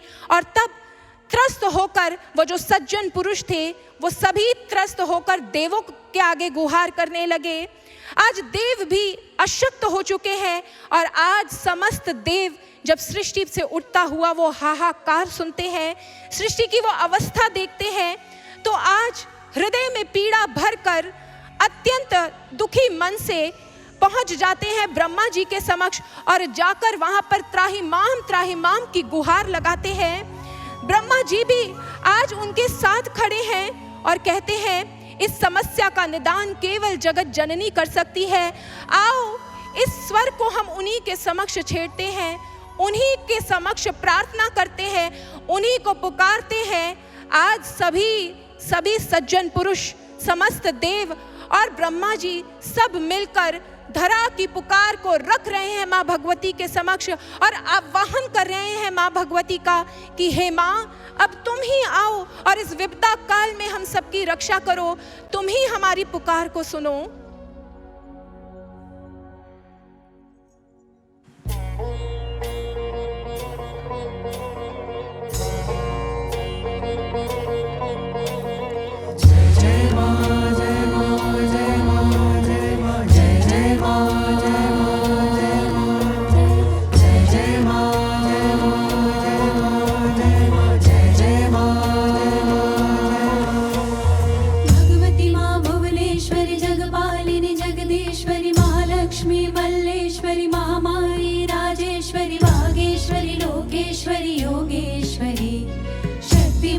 अंबिकाय परमेश्वरी।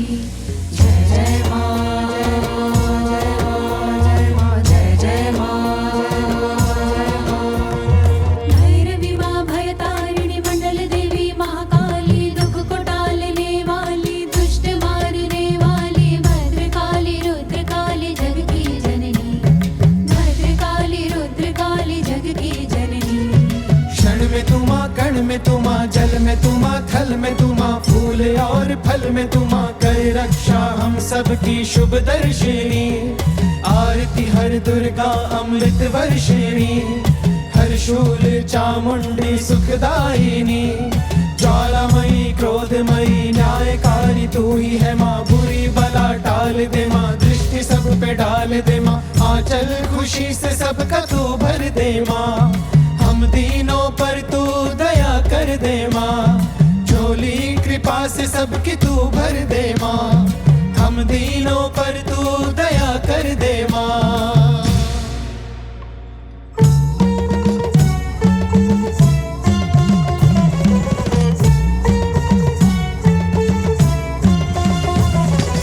जय अम्बे जगदम्बे गाए, गा गा के तुझको मनाए। जय अम्बे जगदम्बे गाए, गा गा के तुझको मनाए। तेरी कृपा माते आज रहे, तेरे भक्तों की माते लाज रहे। आज पुकारे भक्त तुझे माँ, देर करो ना, आ जाओ माँ। दुखियों की पीड़ा को आके हरो माँ। जय अम्बे जगदम्बे तुझको मनाए, जय अम्बे जगदम्बे गाए, गा गा के तुझको मनाए।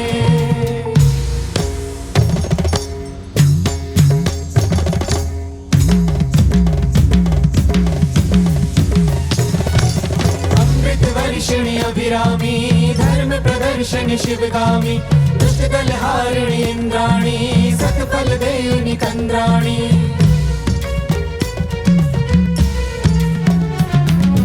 मंगल देवी पार्वती, चामुंडे माँ भगवती माँ, हे अम्बे हे महाकाली माँ, दक्षिणेश्वरी भवतारिणी, जगदम्बे दुर्गाम्बे कनकाम्बे ललिताम्बे बालाम्बे ज्ञानाम्बे लावाम्बे स्वर्गाम्बे लक्ष्मी माता काली माता तुलसी माता गौरी माता शेरा वाली जोता वाली मेरा वाली हारा वाली, जीवन बचाने वाली जीवन दायिनी, करुणामयी प्रेममयी वरदायिनी, जीवन बचाने वाली जीवन दायिनी, करुणामयी प्रेममयी वरदायिनी।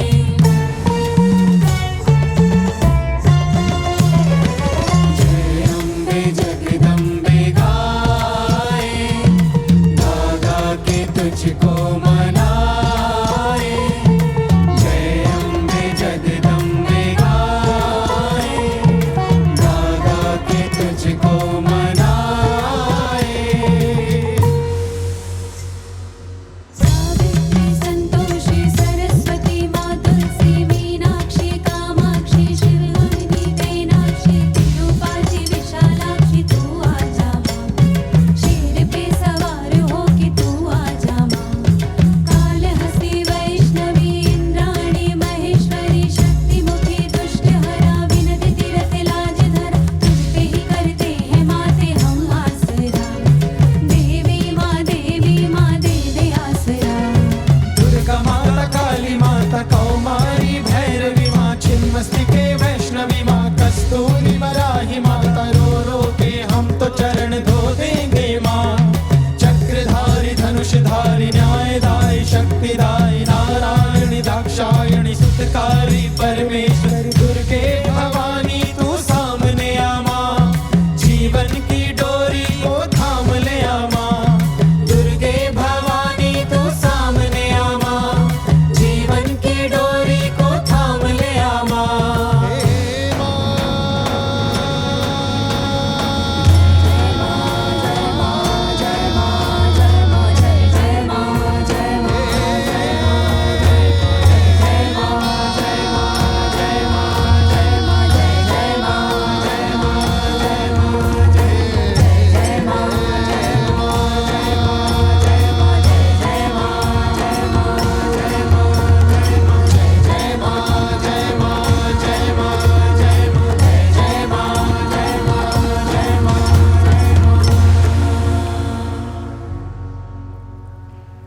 आज सभी देवों ने बारंबार माँ को पुकारा।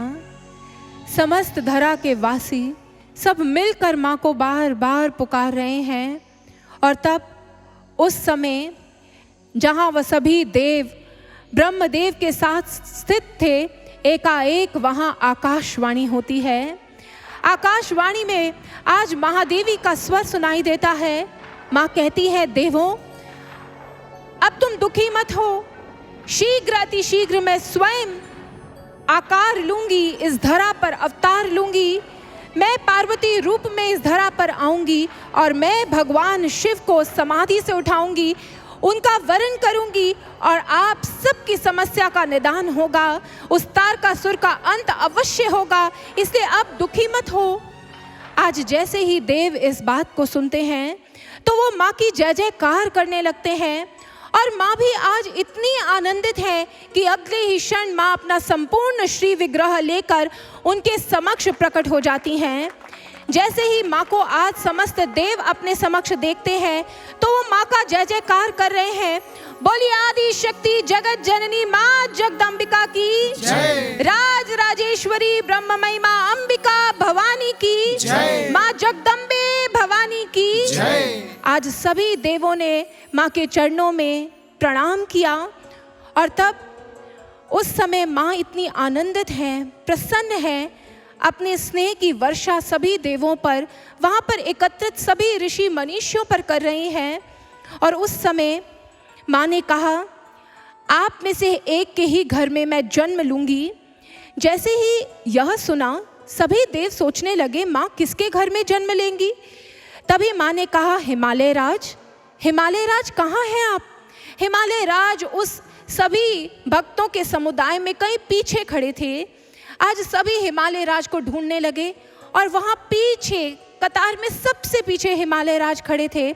आज माता ने हिमालय राज को देखा, अत्यंत प्रसन्न हो रही हैं और हिमालय राज ने अपने दोनों हाथ जोड़ लिए। हिमालय राज माँ की ओर बढ़ते चले जा रहे हैं। माता के श्री चरणों में जाकर प्रणाम किया और अब माँ के चरणों में स्थित होकर कहने लगे, माँ आज तो आपने अनंत कृपा मुझ पर कर दी है। आप मेरे घर में पुत्री रूप में जन्म लेंगी, इससे बड़ा मेरा सौभाग्य क्या होगा। माते, यूँ तो आपने अनंत कृपाएं मुझ पर लुटाई हैं, परंतु क्या मैं आज आपसे कुछ प्रश्न पूछ सकता हूँ? आज माता ने जैसे ही ये सुना मुस्कुराने लगी, क्योंकि वो माँ तो अंतर्यामी थी। उन्हें पुकारा ही इसलिए था क्योंकि आज हिमालय राज ने जो प्रश्न पूछने थे उससे माँ ने संपूर्ण मानव जाति पर कृपा करनी थी। समूचे आने वाली उनकी संतानें जो थी उन पर कृपा करनी थी। और आज माँ ने मुस्कुराते हुए कहा, अवश्य हिमालय राज, पूछिए आप कौन से प्रश्न पूछना चाहते हैं। हिमालय राज जो विवेकवान थे, जो इस सृष्टि के दुख को जब देख रहे थे, इस सृष्टि पर विस्तृत जब संशय और भ्रम को उन्होंने देखा, तो उनके मन में बहुत से प्रश्न थे और आज उन्हीं प्रश्नों का वो निवारण करने आगे बढ़ रहे थे। वास्तव में जब समाज उस धर्म की परिभाषा को भूलता है और उसके भीतर जो भ्रांतियां पनपती हैं ईश्वर को लेकर, उन सभी भ्रांतियों का निवारण हिमालय राज और माँ का ये संवाद, जिसे हमारे शास्त्रों में, जिसे श्रीमद् देवी भागवत महापुराण का सबसे महत्वपूर्ण अंग देवी गीता का प्रसंग कहा गया है, उस देवी गीता के माध्यम से हम सब उस रहस्य को जानेंगे जो हमारे समाज में पनप रहे तारकासुरों का अंत करने का, उनसे बचने का उपाय हमें प्रदान करेंगे। आज सर्वप्रथम हिमालय राज ने पूछा, माता आज मैं जानना चाहता हूँ कि आपका वास्तविक निवास स्थल कौन सा है। आप कहाँ पाई जाती हो? क्या आपको प्राप्त करने के लिए मंदिरों में जाना है? क्या आपको प्राप्त करने के लिए तीर्थ स्थलों की यात्रा करनी आवश्यक होती है? कहाँ जाकर आपको हमेशा हमेशा के लिए प्राप्त किया जा सकता है? माँ कहती हैं, नाहं तीर्थे ना कैलासे वैकुंठे वान्हा करिचित वसामी किंतु मज ज्ञानी हृदयं भोज मध्य में। माँ कहती है, ना ही मैं कैलाश में स्थित हूँ, ना ही मैं वैकुंठ में स्थित हूँ। मुझे प्राप्त करने के लिए वहाँ जाने की ज़रूरत नहीं है।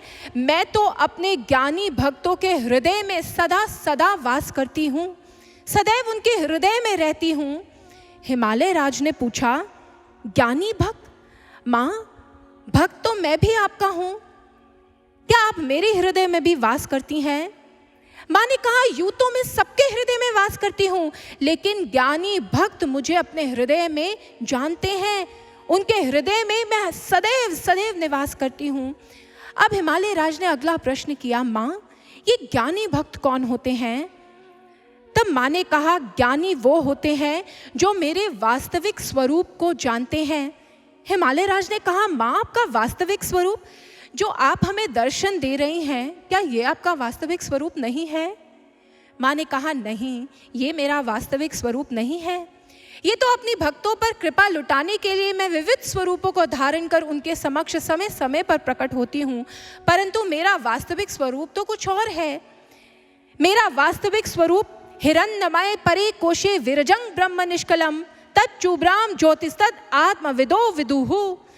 मेरा वास्तविक स्वरूप तो उस हिरण्यमय परे कोश में मैं ज्योति स्वरूपा स्फटिक मणि के समान, उस शुभ्र ज्योति के समान जाज्वल्यमान स्थित हूँ।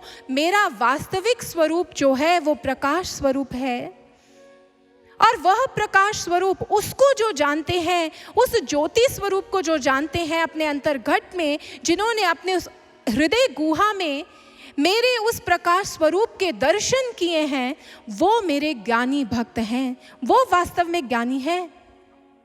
अब हिमालय राज ने अगला प्रश्न किया, माँ क्या मैं भी ज्ञानी बन सकता हूँ?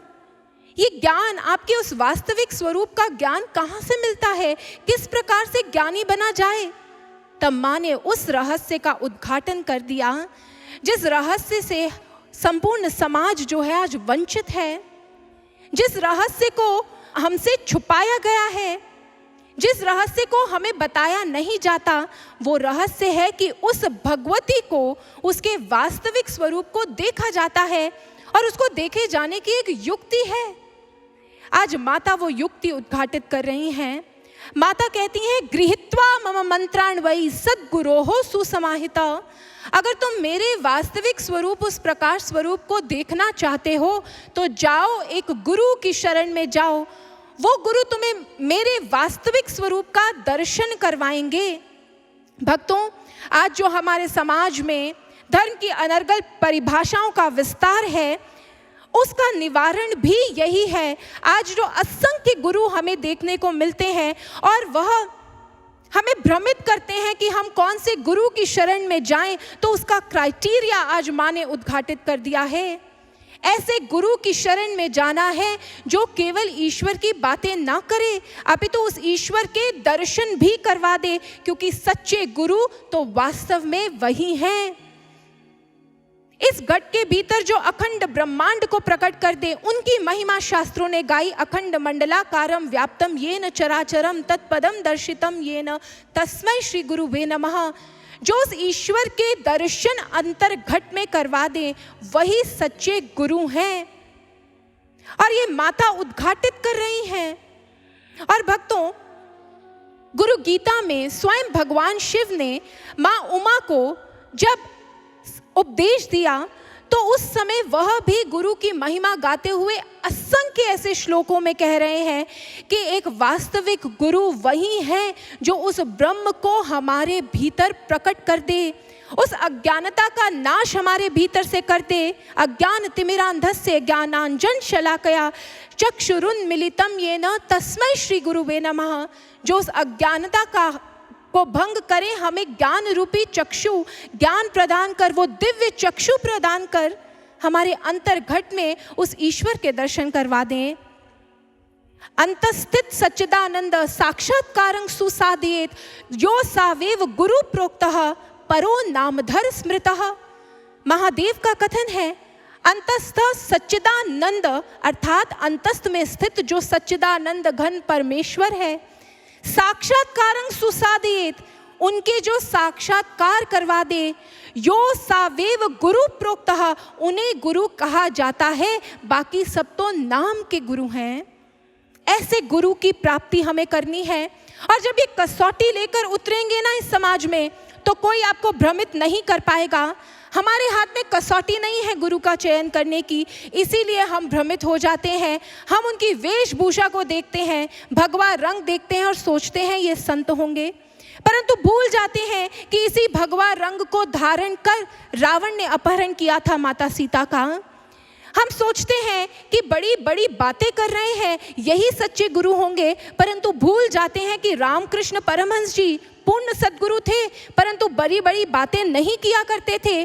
सहज और सरल उदाहरणों में अध्यात्म के गूढ़ विज्ञान को समझा दिया करते थे।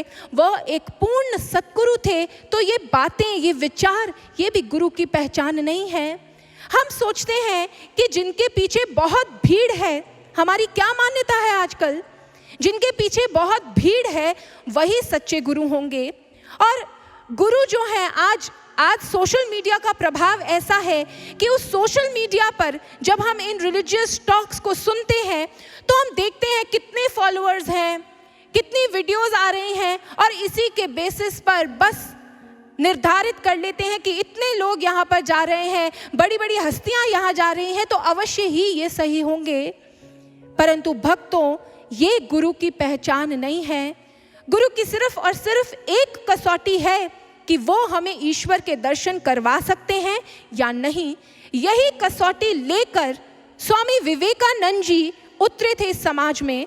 आपने आज प्रारंभ में सुना था उनके बारे में। स्वामी विवेकानंद जी इस समाज में गए और बड़े बड़े लोगों से उस समय जो दावा करते थे ईश्वर और भक्ति का, उनके समक्ष गए और एक ही प्रश्न करते थे। वही प्रश्न हमें भी पकड़ना है, उसी को हमें भी लेना है। एक ही प्रश्न करते थे कि क्या आपने ईश्वर को देखा है? सीधा सीधा ये पूछते थे और सामने से उत्तर में कोई कहता था हम प्रयासरत हैं, आओ हमारे साथ बैठो, इस मंत्र का जाप करना प्रारंभ कर दो, एक दिन दिख जाएंगे। लेकिन वो पूछते थे कि आपने इसका मतलब नहीं देखा, तो फिर बस इतना सा सुनना था, वो आगे बढ़ जाते थे। उन्होंने हर एक से जाकर यही प्रश्न किया, क्या आपने ईश्वर को देखा है, क्या मुझे दिखा सकते हैं? जब तक उन्हें हाँ में उत्तर नहीं मिला वो रुके नहीं। रामकृष्ण परमहंस जी जब उनके जीवन में आए तब तक उनका मन कुंठित हो चुका था। उन्हें लगा कोई सच्चा गुरु है ही नहीं।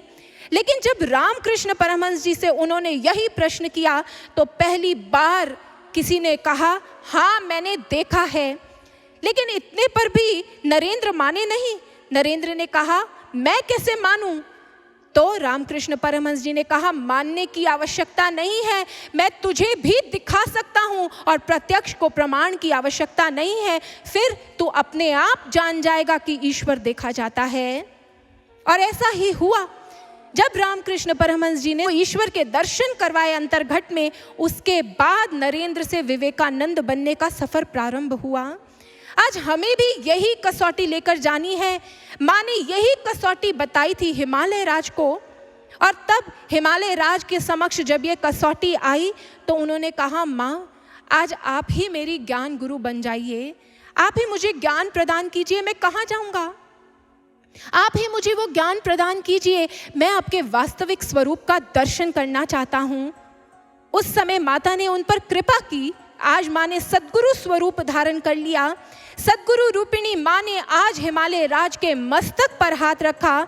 हिमालय राज को कहा हिमालय राज देखो। हिमालय राज ने कहा माँ कैसे देखूं? तब माँ ने कहा दिव्यम ददामि ते चक्षु पश्य में रूपमेश्वरम। देखो मैं तुम्हें दिव्य चक्षु प्रदान कर रही हूँ। तृतीय नेत्र का उन्मीलन किया माँ ने, ये तृतीय नेत्र खुला और आज हिमालय राज अपने अंतर्घट में माँ भगवती के उस दिव्य स्वरूप को देख रहे हैं, ईश्वर के उस शाश्वत स्वरूप के दर्शन अपने अंतर्घट में कर रहे हैं। और जब आज उस दिव्य ज्योति को अपने भीतर देखा तो नेत्रों से अश्रुधारा प्रवाहित होने लगी। माँ ने कहा हिमालय राज अब तुम मेरे ज्ञानी भक्त बन गए हो और अब मैं तुम्हारे गृह में जन्म लूंगी। हिमालय राज ने जब आज माँ के उस दिव्य स्वरूप को अपने अंतर्घट में देखा तो माँ के चरणों में दंडवत प्रणाम कर रहे हैं और कह रहे हैं हे माँ आज तुमने मेरे जीवन में मुझे वो प्रदान कर दिया जिसके बाद अब और कुछ प्राप्त करना शेष नहीं रहा। आज मैं धन्य धन्य हो गया हूँ। भक्तों, माता को वो सद्गुरु स्वरूप धारण कर आती है हर युग में अपनी संतानों पर उस अनमोल रत्न को लुटाने के लिए जिसकी प्राप्ति के बाद उनका जीवन आनंदित हो सकता है। उन सद्गुरु रूपिणी माँ के द्वारा प्रदत्त वो ब्रह्म ज्ञान ही है जिसने हर युग में मानव के जीवन को सुख, शांति और समृद्धि प्रदान की है। आइए गत कई दिवसों से माँ की इस ज्ञान प्रदान करने की लीला के बारे में हम सुन रहे हैं। आज माँ ने हिमालय राज को वो ज्ञान प्रदान किया और हमारे समक्ष भी ज्ञान प्राप्ति की उस युक्ति को रख दिया है। आज माँ ने अपने सद्गुरु स्वरूप की महिमा को हमारे समक्ष प्रकट किया है। आइए हम भी सद्गुरु रूपिणी माँ के चरणों में वंदन अर्पित करते हैं, उनकी महिमा का गुणगान करते हैं और यही प्रार्थना करते हैं कि हे माँ सद्गुरु रूपिणी बनकर हमारे जीवन में भी आओ और हमें भी उस ब्रह्म ज्ञान से आलोकित कर दो। हमारे जीवन की भी सभी कुंठाओं को दूर करो, हमारे भीतर वो ज्ञान ज्योति का प्रकाश प्रकट कर दो। तुम ही हमारे जीवन को संवार सकती हो, तुम ही हमें इस संकट से उबार सकती हो, तुम ही हमारे इस समाज को सुसंस्कृत बना सकती हो। हे आदि शक्ति, हे सद्गुरु रूपिणी माँ, तुम ही आओ हमारे जीवन में और इसे धन्य धन्य कर दो, इसे धन्य धन्य कर दो।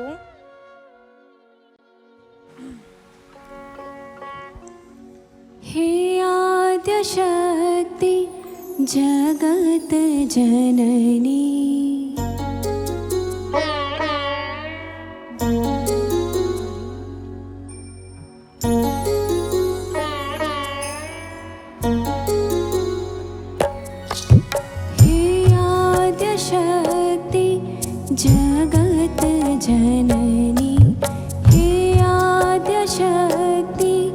जगत जननी अज्ञान हरते मातेश्वरी अज्ञान हरते मातेश्वरी ब्रह्म ज्ञान का तेज देकर ब्रह्म ज्ञान का तेज देकर धन्य करती माहेश्वरी हे सद्गुरु रूपिणी मां कोटि नमन कोटि नमन कोटि नमन हे सद्गुरु रूपिणी मां कोटि नमन कोटि नमन कोटि नमन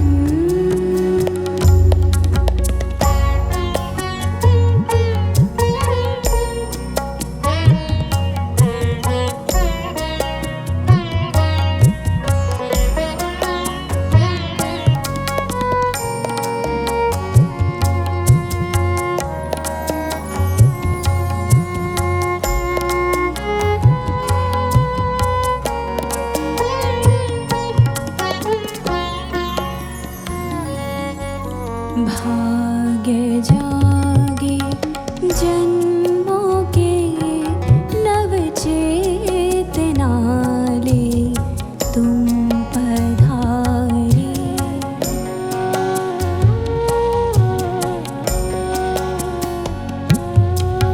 भाग्य जागे जन्मों के नव चेतना ले तुम पधारे धार अमृत की बहादी है जगत तेरा भारी स्वर्ग से धरते हुए तेरी कृपा से सर्वेश्वरी ब्रह्म ज्ञान का तेज देकर ब्रह्म ज्ञान का तेज देकर धन्य करती माहेश्वरी हे सद्गुरु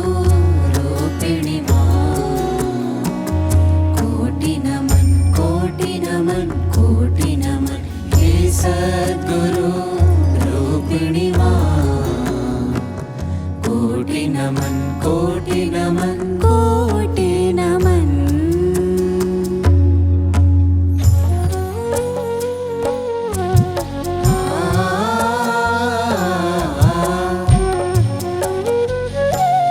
मग सग मदरि सनि ध मग सनि ध सनि रे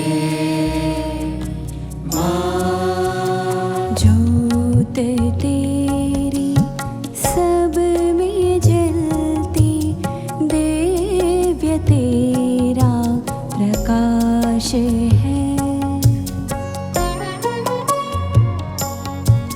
ज्योत तेरी सब में जलती दिव्य तेरा प्रकाश है देख तेरा रूप अनुपम कट गए सब पाश हैं मुक्त करती तृप्त करती माँ तू ही मुक्तेश्वरी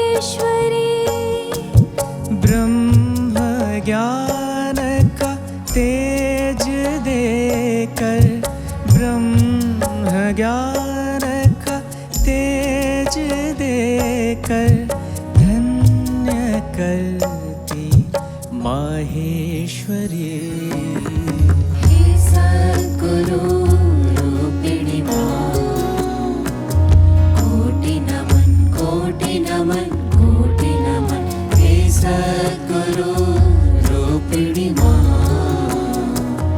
कोटि नमन कोटि नमन कोटि नमन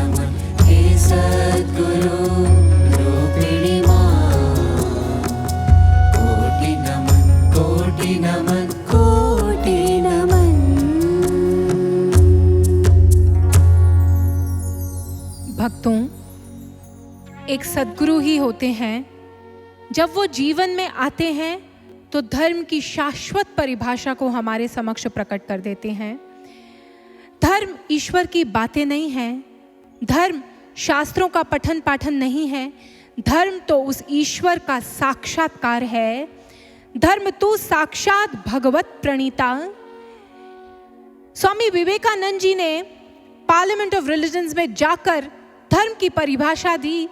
जब वहां के लोगों ने पूछा, जिस रिलीजन के बारे में इतना बता रहे हैं, सरल शब्दों में उसकी परिभाषा तो बताइए, तो उन्होंने कहा, religion is realisation of God. उस ईश्वर को देख लेना। जब वो ईश्वर घट में प्रकट होता है तब धर्म का प्रकटीकरण घट के भीतर होता है। इस एक धर्म को प्रकट करने के लिए वो भगवती अलग अलग समय पर आती है, परंतु जब धर्म के भीतर से ईश्वर दर्शन का ये तत्व निकल जाता है तो केवल और केवल मात्र पंथ रह जाते हैं, संप्रदाय रह जाते हैं। और ये संप्रदाय ही फिर आपस में कंपीट करते हैं, लड़ाई झगड़ा करते हैं अपने वर्चस्व के लिए, क्योंकि वह वास्तव में उस ईश्वर को ही भूल गए। उसमें से वो ईश्वर ही मिसिंग हो गया। वो ईश्वर तो इस संपूर्ण सृष्टि का एक नियंता है, एकमात्र नियंता। और इस एक धर्म के प्रकटीकरण के लिए वो विविध रूपों में आया। जब अलग अलग रूपों में आया तो उसी ज्ञान को अलग अलग रूपों में, उसी ज्ञान को जब प्रदान किया, लोगों ने भक्ति भाव से उनकी महिमा का गान किया, उस रूप का ज्ञान किया और उनके पीछे एक सेक्ट बन गया, एक संप्रदाय बन गया। परंतु मूल ज्ञान जब लुप्त हुआ तो फिर उन संप्रदायों में कंपटीशन होने लगी, प्रतिस्पर्धा होने लगी, लड़ाई झगड़े होने लगे। आवश्यकता है उस एक धर्म को जान लेने की। जब वो जान लेंगे तो पृथकता अपने आप खत्म हो जाएगी। इसीलिए वो सद्गुरु आते हैं और समाज में धर्म की परिभाषा को उद्घाटित करते हैं। वो प्रैक्टिकली प्रकट कर देते हैं धर्म को एक मानव के भीतर उस ईश्वर के दर्शन करवा। आज सद्गुरु रूपिणी माँ ने भी पहला अपनी लीला का विस्तार किया। माता ने पहला चरण ज्ञान प्रदान कर दिया हिमालय राज को, और अब हिमालय राज ने जब वो ज्ञान प्राप्त किया, समय व्यतीत हुआ और माँ भगवती आदि शक्ति जगत जननी स्वयं उनके घर में जन्म लेती हैं, एक नन्ही सी कन्या के रूप में, जिनका नाम पार्वती रखा जाता है। हिमालय नगरी में पार्वती की किलकारियां गूंज रही हैं। आज समस्त हिमालय वासी अत्यंत प्रसन्न है, क्योंकि प्रकाश स्वरूपा धरा पर आई है। वो हिमालय नगरी को आनंदित कर रही है अपने सौंदर्य से, अपनी दिव्यता से। आज उन्होंने हिमालय नगरी को आलोकित कर दिया है। यूं उस हिमालय नगरी के एक एक नागरिक की आंखों का तारा है पार्वती। छोटी सी है लेकिन अत्यंत दिव्य है। हिमालय राज अपना संपूर्ण समय अपनी पुत्री के साथ व्यतीत करते हैं, उसे देखकर आनंदित होते हैं। महारानी मैना, वो तो सारा दिन अपनी पुत्री का ध्यान रखने में, उसके साथ खेलने में व्यतीत करती हैं। समय व्यतीत होने लगा, पार्वती बड़ी होने लगी।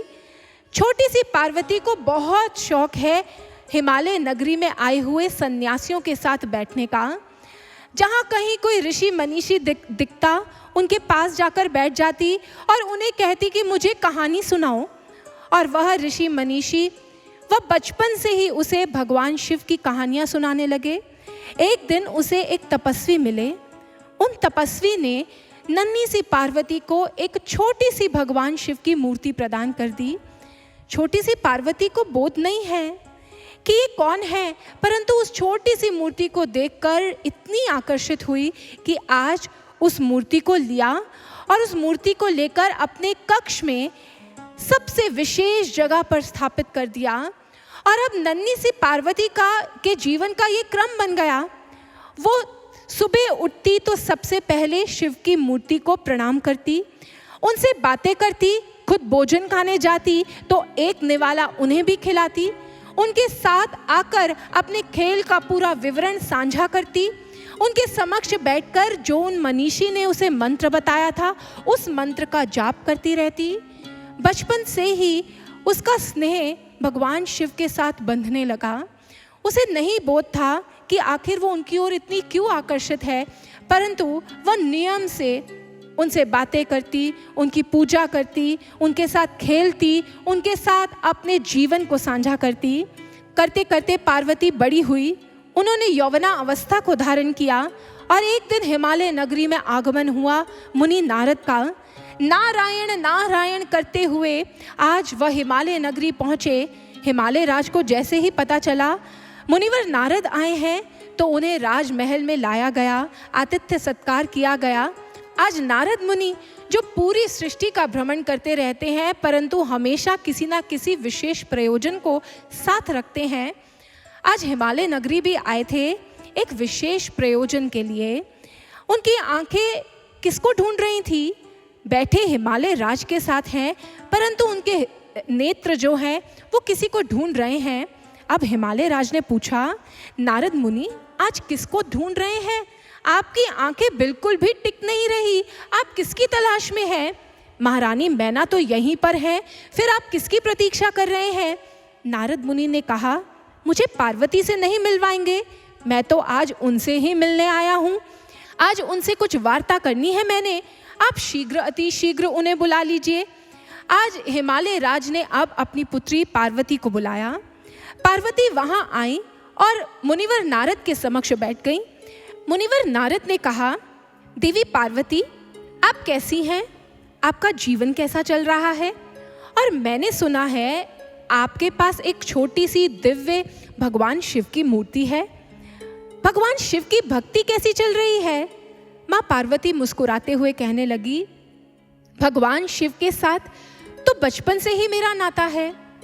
वह तो मेरे जीवन का तो सार ही उनसे है। आज नारद मुनि अब माँ पार्वती को सत्संग सुनाने लगे।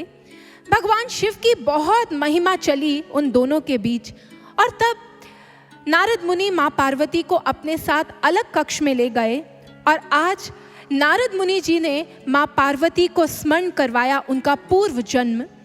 आज जैसे ही माँ पार्वती ने अपने नेत्रों को मूंद कर अपने अंतर्घट में अपने पूर्व जन्म की स्मृति प्राप्त की, उनके नेत्रों से अविरल अश्रु धारा प्रवाहित होने लगी।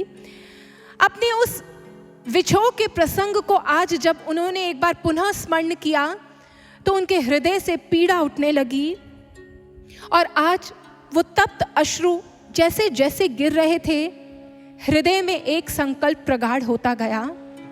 मन ही मन आज पार्वती ने संकल्प ले लिया कि जो पीड़ा, जो असहनीय पीड़ा मैंने और मेरे प्रभु ने सही है, मेरी उस अवज्ञा के कारण अब मैं उसका परिमार्जन करूंगी।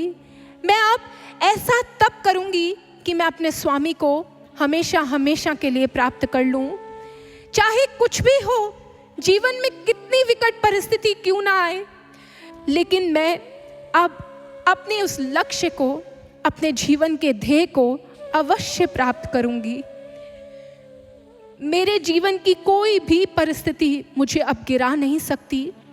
और आज नारद मुनि जी जो सारी बात जानते थे, उनके समक्ष अपने इस संकल्प को माता पार्वती ने प्रकट किया और आज नारद मुनि जी ने कहा, मैं आपको यही स्मरण करवाने आया था देवी पार्वती, आपके जीवन का लक्ष्य है भगवान शिव को प्राप्त करना। अब व्यर्थ मत कीजिए समय। ये जन्म ही आपने माता इसलिए लिया है कि आप भगवान शिव को हमेशा हमेशा के लिए प्राप्त कर लें, और मैं जानता हूँ वह भी इसी क्षण की प्रतीक्षा में है। इसलिए माता, हम सबकी शुभकामनाएं, समस्त देवों की शुभकामनाएं आपके साथ हैं। प्राप्त कर लीजिए, प्रभु को प्राप्त कर लीजिए, उन्हें इस समाधि की अवस्था से उठा दीजिए। केवल आप ही कर सकती हैं, हम सबके प्रयास विफल हुए हैं। आज माता पार्वती संकल्प धारण कर अपने माता पिता के समक्ष जाती हैं और उन्हें कहती हैं, मैंने निर्णय कर लिया है कि अब मैं तपस्यारत हो जाऊंगी।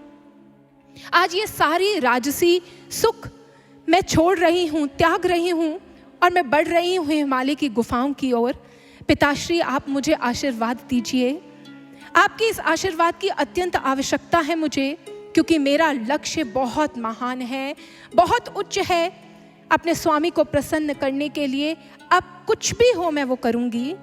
आज यह संकल्प धारण कर माता पार्वती ने अपने राजसी वस्त्रों का, अपने राजसी आभूषणों का, अपने राजसी सुखों का त्याग किया और दृढ़ संकल्प धारण कर शैल सुता बढ़ चली हिमालय की कंदराओं की ओर। उन कंदराओं में स्थित होकर आज माता पार्वती ने नेत्र मूंधे और अब मन ही मन भगवान शिव का स्मरण कर रही हैं। आज दोनों हाथ जोड़कर प्रभु से प्रार्थना करती हैं, हे प्रभु, मैंने आपको अत्यंत पीड़ा पहुंचाई है। अपनी बुद्धि को लगाकर हमेशा ही आपकी अवज्ञा की, आपको प्राप्त करके भी प्राप्त नहीं कर पाई, परंतु अब आपको पूर्ण रूपेण प्राप्त करना चाहती हूँ, आपकी ही हो जाना चाहती हूँ, अपना सर्वस्व आपके चरणों में अर्पित करना चाहती हूँ। हे प्रभु, मेरी पुकार को सुनिए। हे प्रभु, अपनी समाधि से जागृत हो जाइए। मेरी इस तप की शक्ति आपसे ही है। मुझ में तो इतना भी सामर्थ्य नहीं कि मैं आपको प्राप्त कर सकूं। आपने ही संकल्प का सृजन किया है और मैं जानती हूं आप ही इसे इसकी पूर्णता तक पहुंचाएंगे। आज यूं अपने हृदय को भगवान शिव में लीन करती हुई माँ पार्वती प्रभु के ही नाम का जाप करने लगती हैं।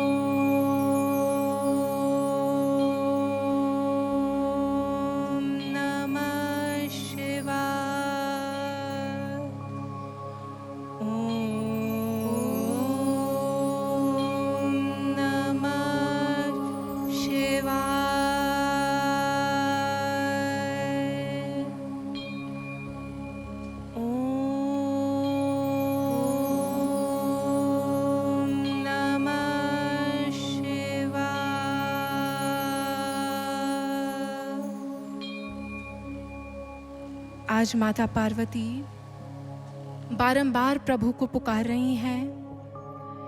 समय व्यतीत होता चला जाता है, उनका तप प्रगाढ़ से प्रगाढ़तम होता चला जाता है।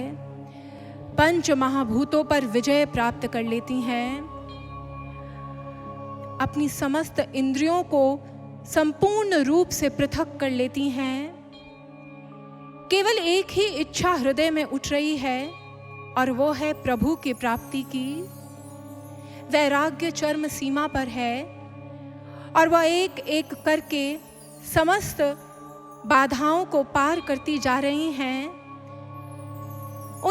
उनकी देह कृशकाय हो रही है, परंतु आज देह की ओर कोई ध्यान नहीं है, केवल और केवल मात्र अपने लक्ष्य पर केंद्रित है। यूं जैसे ही उनका तप इतना प्रगाढ़ हुआ, तो अब उनकी उस स्थिति को देखकर सभी देव चिंतित हैं। वह भी प्रतीक्षा कर रहे हैं कि अब प्रभु और कितना विलंब करेंगे। लेकिन प्रभु अभी भी प्रतीक्षा कर रहे हैं, अभी भी समाधि की अवस्था में लीन हैं। उनका तप और प्रगाढ़ हुआ। कहा जाता है कि मां पार्वती ने जो तपस्या की, आज तक वैसी तपस्या किसी ने नहीं की। ऐसा प्रगाढ़ तप उन्होंने किया था, और जब उनका तप चरम सीमा पर पहुंच गया, तब एक दिन भगवान शिव ने अपने नेत्र खोले। आज प्रभु ने अपने नेत्र खोले और सभी देव सोच रहे हैं कि अब तो प्रभु जाएंगे और माता पार्वती का वरण अवश्य कर लेंगे। परंतु आज प्रभु अभी कठोरता को धारण करते हैं और सप्त ऋषियों को बुलाते हैं। सप्त ऋषियों को कहते हैं, सप्त ऋषियों आप जाइए और जाकर पार्वती की परीक्षा लीजिए।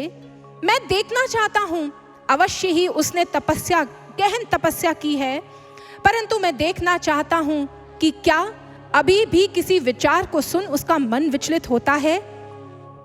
आज सप्त ऋषियों को कहा, जाइए और जाकर मेरी निंदा कीजिए उसके समक्ष। उसे कहिए कि उसने जो तपस्या की है, जिसके लिए वो तपस्या कर रही है, वो चुनाव ही गलत है। आज सप्त ऋषियों ने प्रभु की आज्ञा को शिरोधार्य किया, अपना रूप परिवर्तित किया और पहुंच गए माता पार्वती के समक्ष। माता पार्वती के समक्ष पहुंचकर आज सप्त ऋषियों ने ब्राह्मण वेश में जो है अलख जगाई। माता पार्वती ने जैसे ही उनके आगमन का स्वर सुना, तो आज अपने स्थान से खड़ी हुई और कहा, किस प्रकार से मैं आपकी सेवा करूं ब्राह्मण देव, बताइए। आज ब्राह्मणों ने कहा, पुत्री लगता है तुम बहुत समय से यहाँ पर तपस्या कर रही हो। बताओ तो सही, तुम किसके तप में रत हो, क्या प्राप्त करना चाहती हो। माता पार्वती, जो सदैव ही भगवान शिव की महिमा को गाने के लिए सज रहती थी, आज माता पार्वती प्रभु की महिमा को गाना प्रारंभ करती हैं। कहती है, मैं भगवान शिव की तपस्या कर रही हूँ, उन्हें पति रूप में प्राप्त करना चाहती हूँ, वही मेरे स्वामी है। जैसे ही उन ब्राह्मणों ने सुना महादेव की तपस्या कर रही हूँ, तो कहने लगे, वो जो अघोरी है, वो जो शिला के आसन पर स्थित रहता है, पुत्री क्षमा करना, लेकिन तुम्हारा चयन तो बिल्कुल गलत है। तुमने किसका चयन किया? तुम तो राजसी लगती हो, तुम तो किसी राजकुल की लगती हो। तुम भगवान विष्णु की तपस्या करती, उस अघोरी की तपस्या में क्यों रत हो? जैसे ही माता पार्वती ने यह सुना, क्रोध में आने लगी, लेकिन अपने शब्दों को संभालती है और कहती है, ब्राह्मण देव, आप इस प्रकार के वचनों का प्रयोग करना बंद कीजिए। वह मेरे स्वामी है, मुझे किसी भी वस्तु की आवश्यकता नहीं। मैं उनका वरण करने के लिए ही इस तपस्या में रत हुई हूँ। मेरा तो जीवन ही उन्हें प्राप्त करने के लिए है। आप इस प्रकार के वचन ना कहिए, कृपया यहाँ से प्रस्थान कर जाइए। सप्त ऋषियों ने एक बार पुनः प्रयास किया। कहने लगे, पुत्री तुम तो रुष्ट हो रही हो, हम तो तुम्हारे हित की बात कर रहे हैं। देखो ना, उसके पास कोई महल है, शमशान में बैठा रहता है, गण प्रेत उसके इर्द गिर्द घूमते हैं। ऐसी स्थिति में तुम कैसे रहोगी? और वो परम वैरागी है, उसका ध्यान छोड़ दो। लेकिन आज माता पार्वती ने कहा, बस ब्राह्मण देव, बस अब ऐसे अपशब्द मत कहिए, कृपया यहाँ से प्रस्थान कर जाइए, अन्यथा आज मुझसे कोई धृष्टता हो जाएगी, आज मुझसे कोई गलती हो जाएगी, मैं आपको कोई अपशब्द बोल दूंगी, इसलिए आप पहले ही यहाँ से चले जाएं। आज जब उसका ऐसा दृढ़ स्वर सुना, तो सप्त ऋषि प्रसन्न हो गए। उन्होंने अपना रूप परिवर्तित किया और कहा, देवी पार्वती, आप परीक्षा में सफल हुई हैं, हमारा आशीर्वाद और शुभकामनाएं आपके साथ हैं। अवश्य ही अब प्रभु स्वयं आएंगे आपका वरण करने के लिए, शीघ्र अतिशीघ्र आएंगे। आज सप्त ऋषियों की परीक्षा में माता पार्वती सफल हुई, और उसके बाद अब भगवान शिव की ओर सब देख रहे हैं। अब तो प्रभु जाएंगे माता का वरण करने के लिए, लेकिन आज प्रभु तो पूर्ण रूप से सुनिश्चित कर लेना चाहते थे कि कहीं पर भी कोई अश्रद्धा या संशय का भाव ना हो। और आज प्रभु ने निर्णय लिया कि अब मैं स्वयं जाऊंगा परीक्षा लेने के लिए। आज प्रभु ने एक विचित्र रूप धारण किया, एक ब्राह्मण वेश धारण किया और स्वयं पहुंच गए माता पार्वती के समक्ष और कहने लगे, हे देवी, तुम लंबे समय से यहाँ तपरत हो, बताओ तो सही किसकी तपस्या में लीन हो। आज माता पार्वती ने कहा, मैं अपने आराध्य, अपने स्वामी भगवान शिव की प्राप्ति के लिए तपस्या कर रही हूँ। आज स्वयं भगवान शिव अपनी निंदा कर रहे हैं और कहते हैं, देवी तुम्हारा ये तप विफल होगा, क्योंकि वो शिव, वो तो अत्यंत कठोर है, उसके हृदय में कोई भावों का स्पंदन नहीं, वो कभी नहीं आएगा तुम्हारा वरण करने के लिए। तुम अपना समय व्यर्थ कर रही हो, छोड़ दो ये तप। आज माता पार्वती ने जब यह स्वर सुने तो कहने लगी, मेरे प्रभु और कठोर, मेरे प्रभु तो इस संपूर्ण सृष्टि की रक्षा करने के लिए सदैव तत्पर रहते हैं। मेरे प्रभु तो सदैव सबके लिए अपने आप को, अपने जीवन का त्याग करते हैं, अपने जीवन को अर्पित करते हैं। वो अवश्य आएंगे। आप ये व्यर्थ की बातें मेरे समक्ष मत कीजिए। ब्राह्मण देव, आप यहाँ से प्रस्थान कर सकते हैं। मेरा समय हो गया है अपनी दैनिक पूजा का, तपस्या का। लेकिन अब भगवान शिव पुनः कहते हैं, देवी तुम तो अहंकारी हो, अभिमानी हो, तभी मेरा इस प्रकार अपमान कर रही हो। तुम किसी भी प्रकार से शिव को प्राप्त नहीं कर पाओगी। वो शिव तुम्हारे समक्ष कभी प्रकट नहीं होंगे, क्योंकि वह तो निष्ठुर है, निष्ठुर। अब मैं तो यहाँ से प्रस्थान कर जाऊंगा, परंतु तुम्हें जिसने भ्रमित किया है, उस भ्रमित करने वाले का रहस्य भी मैं तुम्हें बता देता हूँ। अवश्य ही उस नारद ने आकर तुम्हें भ्रमित किया है, क्योंकि वह तो ऐसे कार्य करता ही रहता है। आज जब देवी पार्वती ने नारद मुनि जी के बारे में ये शब्द सुने तो वह और क्रोध में आ गई। वह कहने लगी, ब्राह्मण देव, आप मुझसे व्यर्थ प्रलाप क्यों कर रहे हैं? मैं आपको कह रही हूँ, आप यहाँ से प्रस्थान कर लीजिए, मुझे मेरे हाल पर छोड़ दीजिए। अगर आप यहाँ से नहीं जाते तो मैं ही यहाँ से चली जाती हूँ। और ये कहकर जैसे ही माता पार्वती आगे बढ़ी तो प्रभु ने पीछे से उनका हाथ पकड़ा और अपने रूप को परिवर्तित किया। आज प्रभु माता पार्वती के समक्ष प्रकट हो गए और प्रभु ने माता पार्वती को कहा कि हे देवी, मैं तुम्हारा वरण करने के लिए सज्ज हूँ, चलो मेरे साथ कैलाश चलो। लेकिन तब माता पार्वती, जिनकी तपस्या सफल हुई थी, अपने आराध्य को देखकर प्रसन्न हो रही हैं, लेकिन कहती हैं, प्रभु इस प्रकार से मुझे लेकर जाएंगे? ऐसे तो मैं आपके साथ नहीं चल सकती। आपको तो मुझसे विवाह करना होगा। जाइए जाइए, मेरे पिता के समक्ष मेरा वरण करने के लिए उनसे आग्रह कीजिए। आज प्रभु को सारी रीति समझा दी और अब प्रभु ने कहा, अवश्य ही देवी, मैं आपकी तपस्या से अत्यंत प्रसन्न हूँ। जिस क्षण की मुझे प्रतीक्षा थी, अब वो क्षण आ गया है और अवश्य ही जिस प्रकार की रीति आपने मुझे बताई है, मैं आपका वरण करने के लिए स्वयं आऊँगा। अब कैलाश में आनंद का वातावरण है और इधर माता पार्वती की तपस्या भी पूर्ण हुई और वो लौट जाती हैं अपने राजमहल में। हिमालय नगरी में भी आनंद ही आनंद विस्तृत है, क्योंकि अब सप्त ऋषि आ गए हैं और देव आ गए हैं हिमालय नगरी भगवान शिव का विवाह प्रस्ताव लेकर माता पार्वती को प्राप्त करने के लिए। जैसे ही हिमालय नगरी में विवाह प्रस्ताव लेकर वो देव और सप्त ऋषि आते हैं, हिमालय राज तो अत्यंत प्रसन्न है। हिमालय राज के आनंद की कोई सीमा नहीं और समस्त नगरी के जो लोग हैं वो भी आनंदित हैं। और हिमालय राज उस विवाह प्रस्ताव को स्वीकार करते हैं और तत्क्षण शगुन की थाल, शगुन का सारा सामान एकत्रित कर हिमालय राज और माता मैना वो बढ़ चलते हैं कैलाश नगरी की ओर। आज कैलाश भी अब कोई रूखा सूखा नहीं है भक्तों। कैलाश में भी सभी देव और देवियां पहुंच गए हैं, कैलाश को सजा दिया है, सप्त ऋषि भी वहीं स्थित है। और अब जैसे ही हिमालय राज वहाँ शगुन के थाल लेकर आए, तिथि निर्धारित कर दी गई, विवाह का दिन निर्धारित कर दिया गया और चारों ओर आनंद की तरंग विस्तृत हो गई है, क्योंकि जिसकी प्रतीक्षा पूरी सृष्टि कर रही थी, अब वो तिथि निर्धारित हो गई है। और हिमालय नगरी और कैलाश पर्वत दोनों ही स्थानों पर सभी लोग, सभी जन लगे हैं उन दोनों ही स्थानों को सजाने के लिए। तैयारी जोर शोर से चल रही है, दिन बहुत कम है, चारों ओर सभी मिलकर तैयारियों में जुटे हैं। करते करते वो दिन आ गया जब बारात निकलनी है। अब सारी साज सज्जा को पूर्ण कर दिया गया है। इधर सब लोग सारी तैयारी कर कर सारे देव अपने अपने लोकों में लौट जाते हैं। अब अपने अपने भवनों में लौट कर तैयार हो रहे हैं, क्योंकि बारात का मुहूर्त जो है वो नियत है, उस मुहूर्त पर सही समय पर पहुंचना है। इसलिए सभी देव अपनी साज सज्जा में लगे हैं।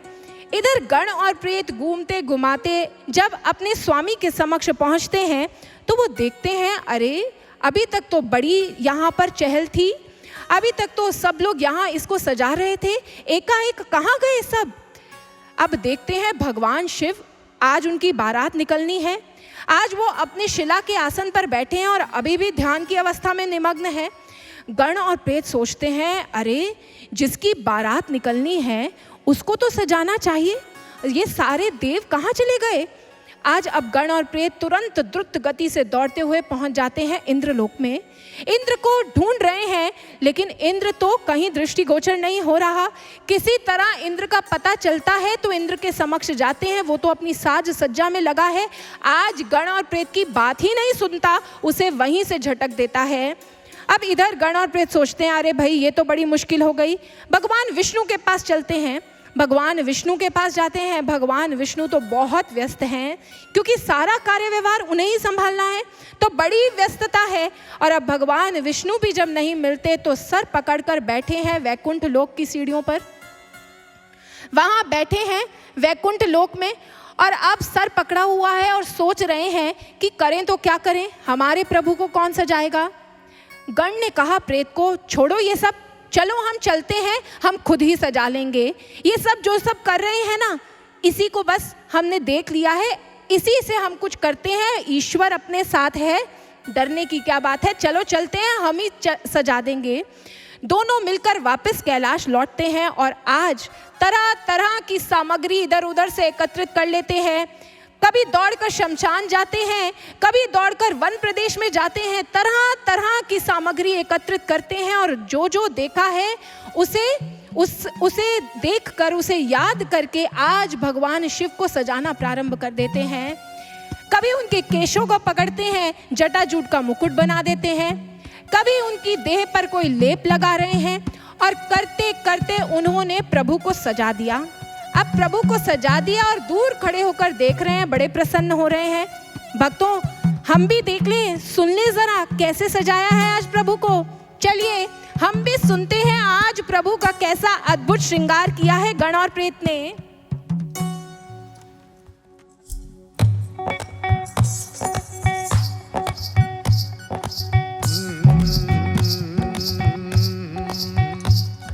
भभूत अंग गल में भुजंग, ओ,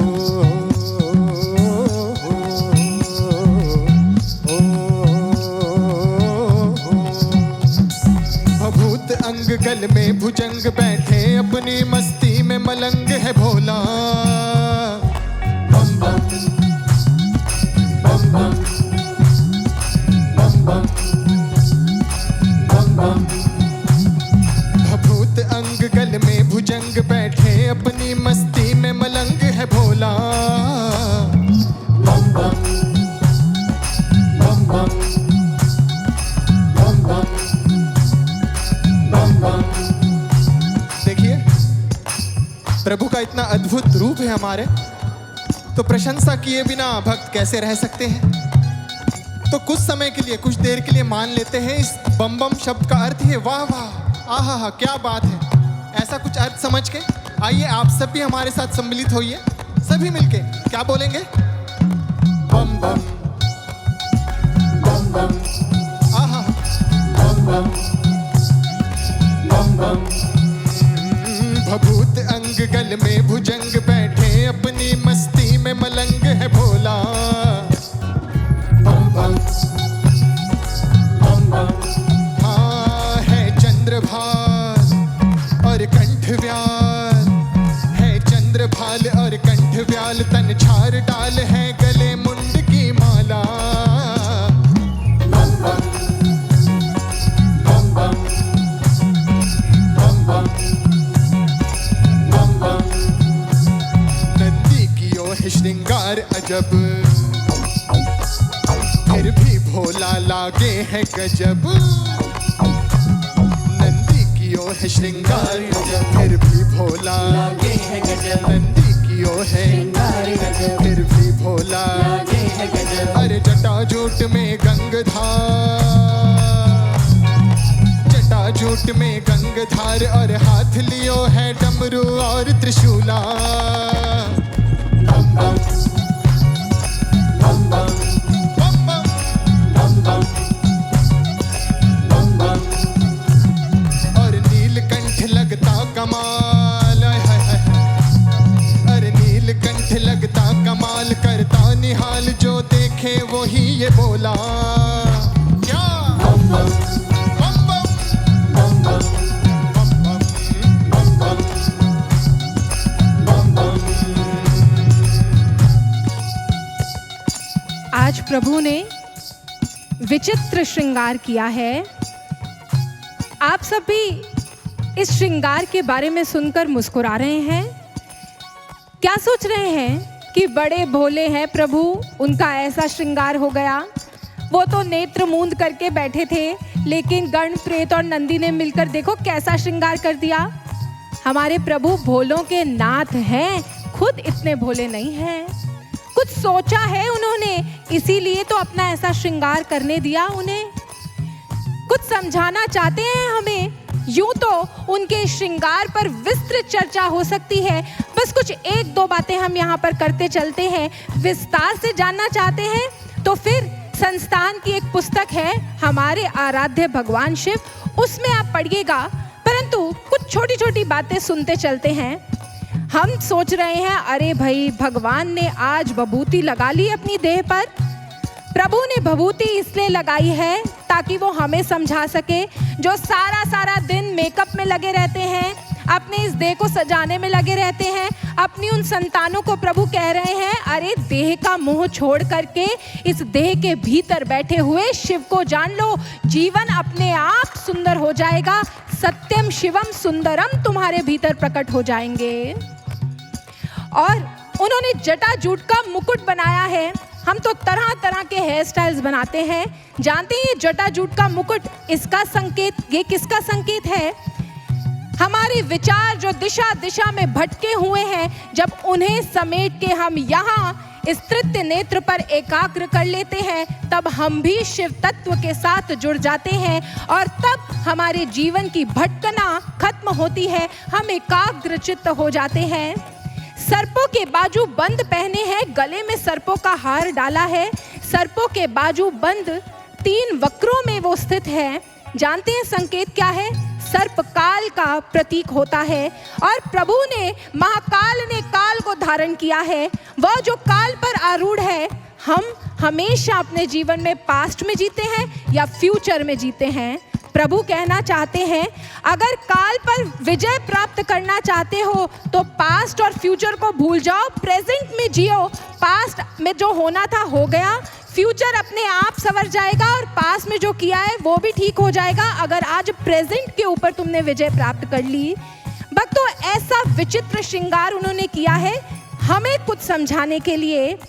आज जब प्रभु का ये श्रृंगार पूर्ण हुआ, अब नंदी गण और प्रेत तो उनके श्रृंगार को देखकर बड़े प्रसन्न हो रहे हैं। जैसे ही बारात निकलने का मुहूर्त हुआ तो अब कैलाश जो अभी तक खाली था, अब सारे देव, भगवान विष्णु सब वहां पहुंच गए। और आज जब भगवान विष्णु ने प्रभु का ये श्रृंगार देखा तो उन्हें तो भाई क्रोध आ गया। उन्होंने तो गण और प्रेत को बुलाया और कहा क्या किया है ये तुम दोनों ने? अब बड़ी विकट समस्या है, कैसे बारात लेकर जाएं? तो आज प्रभु ने अब एक युक्ति निकाली। प्रभु ने कहा देवों, ये बारात उल्टी निकलेगी। दूल्हे राजा रहेंगे पीछे क्योंकि उनका श्रृंगार इतना विचित्र है। तुम आगे आगे चलो, नहीं तो कहीं हिमालय नगरी वाले हमें वापस ना लौटा दे। तुम आगे चलोगे, नंदी तुम ध्यान देना, तुम लेकर आओगे प्रभु को हिमालय नगरी। अगर तुमने आप कोई गलती की तो फिर मुझसे बुरा कोई नहीं होगा। नंदी ने कहा प्रभु क्षमा करें, अवश्य ही मैं लेकर आऊंगा। गण और प्रेत तुम भी ध्यान देना, इधर उधर नहीं जाना और ना ही प्रभु को इधर उधर लेकर जाना है, सीधा हिमालय नगरी पहुंचना है। अब हर हर महादेव का उद्घोष हुआ और प्रभु को उनकी समाधि की अवस्था से उठा दिया गया। प्रभु भी अपना त्रिशूल लेकर खड़े हो गए। जाने जाने के लिए सज्ज हैं, नंदी पर आरूढ़ हुए और गण और प्रेत उनके साथ साथ चल रहे हैं। इधर भगवान विष्णु ने बारात को आगे बढ़ने के लिए कहा और भगवान शिव ने कहा, अरे मेरे साथ सिर्फ गण, प्रेत और नंदी जाएंगे, मेरी बारात में बस इतने ही लोग। गण और प्रेत को बुलाया। गण और प्रेत, जाओ जाके सारे शमशानों में एक संदेश पहुंचा दो। जानते हैं भक्तों वो कौन सा संदेश था? चलिए हम भी सुन ही लेते हैं कि वो संदेश कौन सा था। ध्यान से सुनिएगा।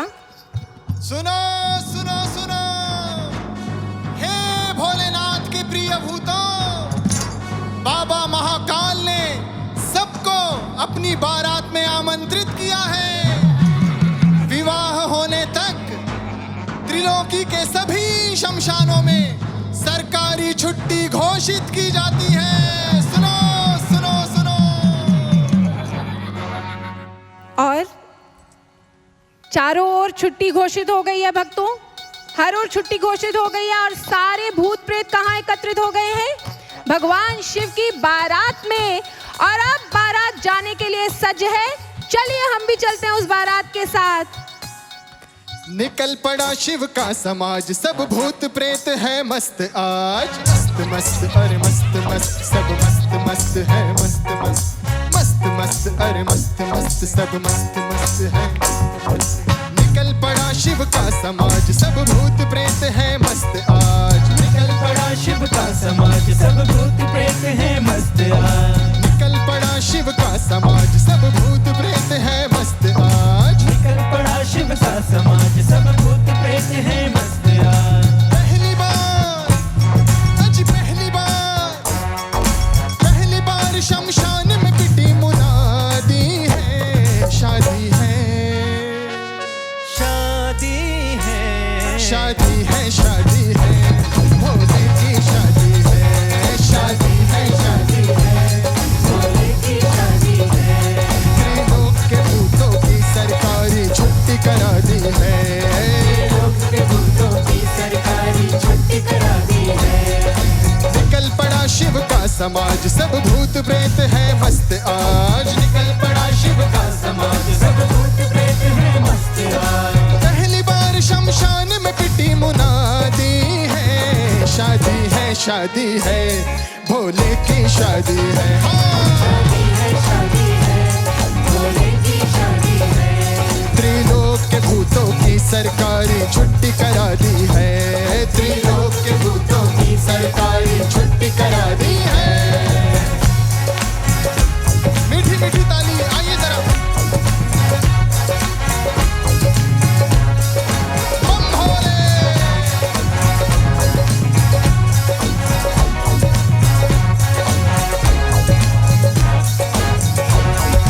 नंदी और भृंगी की खुशी का ठिकाना कहा भोले की भोली सी सूरत पे बलिहारी है जहां। बम भोले। नंदी और भृंगी की खुशी का ठिकाना कहा भोले की भोली सी सूरत पे बलिहारी है जहां। नाचत गावत धूम मचावत संग कई उपहार है। भूत प्रेत और देव तनुज सब आए हिमाचल द्वार है। नाचत गावत धूम मचावत भूत प्रेत और देव तनुज सब आए हिमाचल द्वार है। भूतों ने, सब भूतों ने सारी नगरी आज डरा दी है।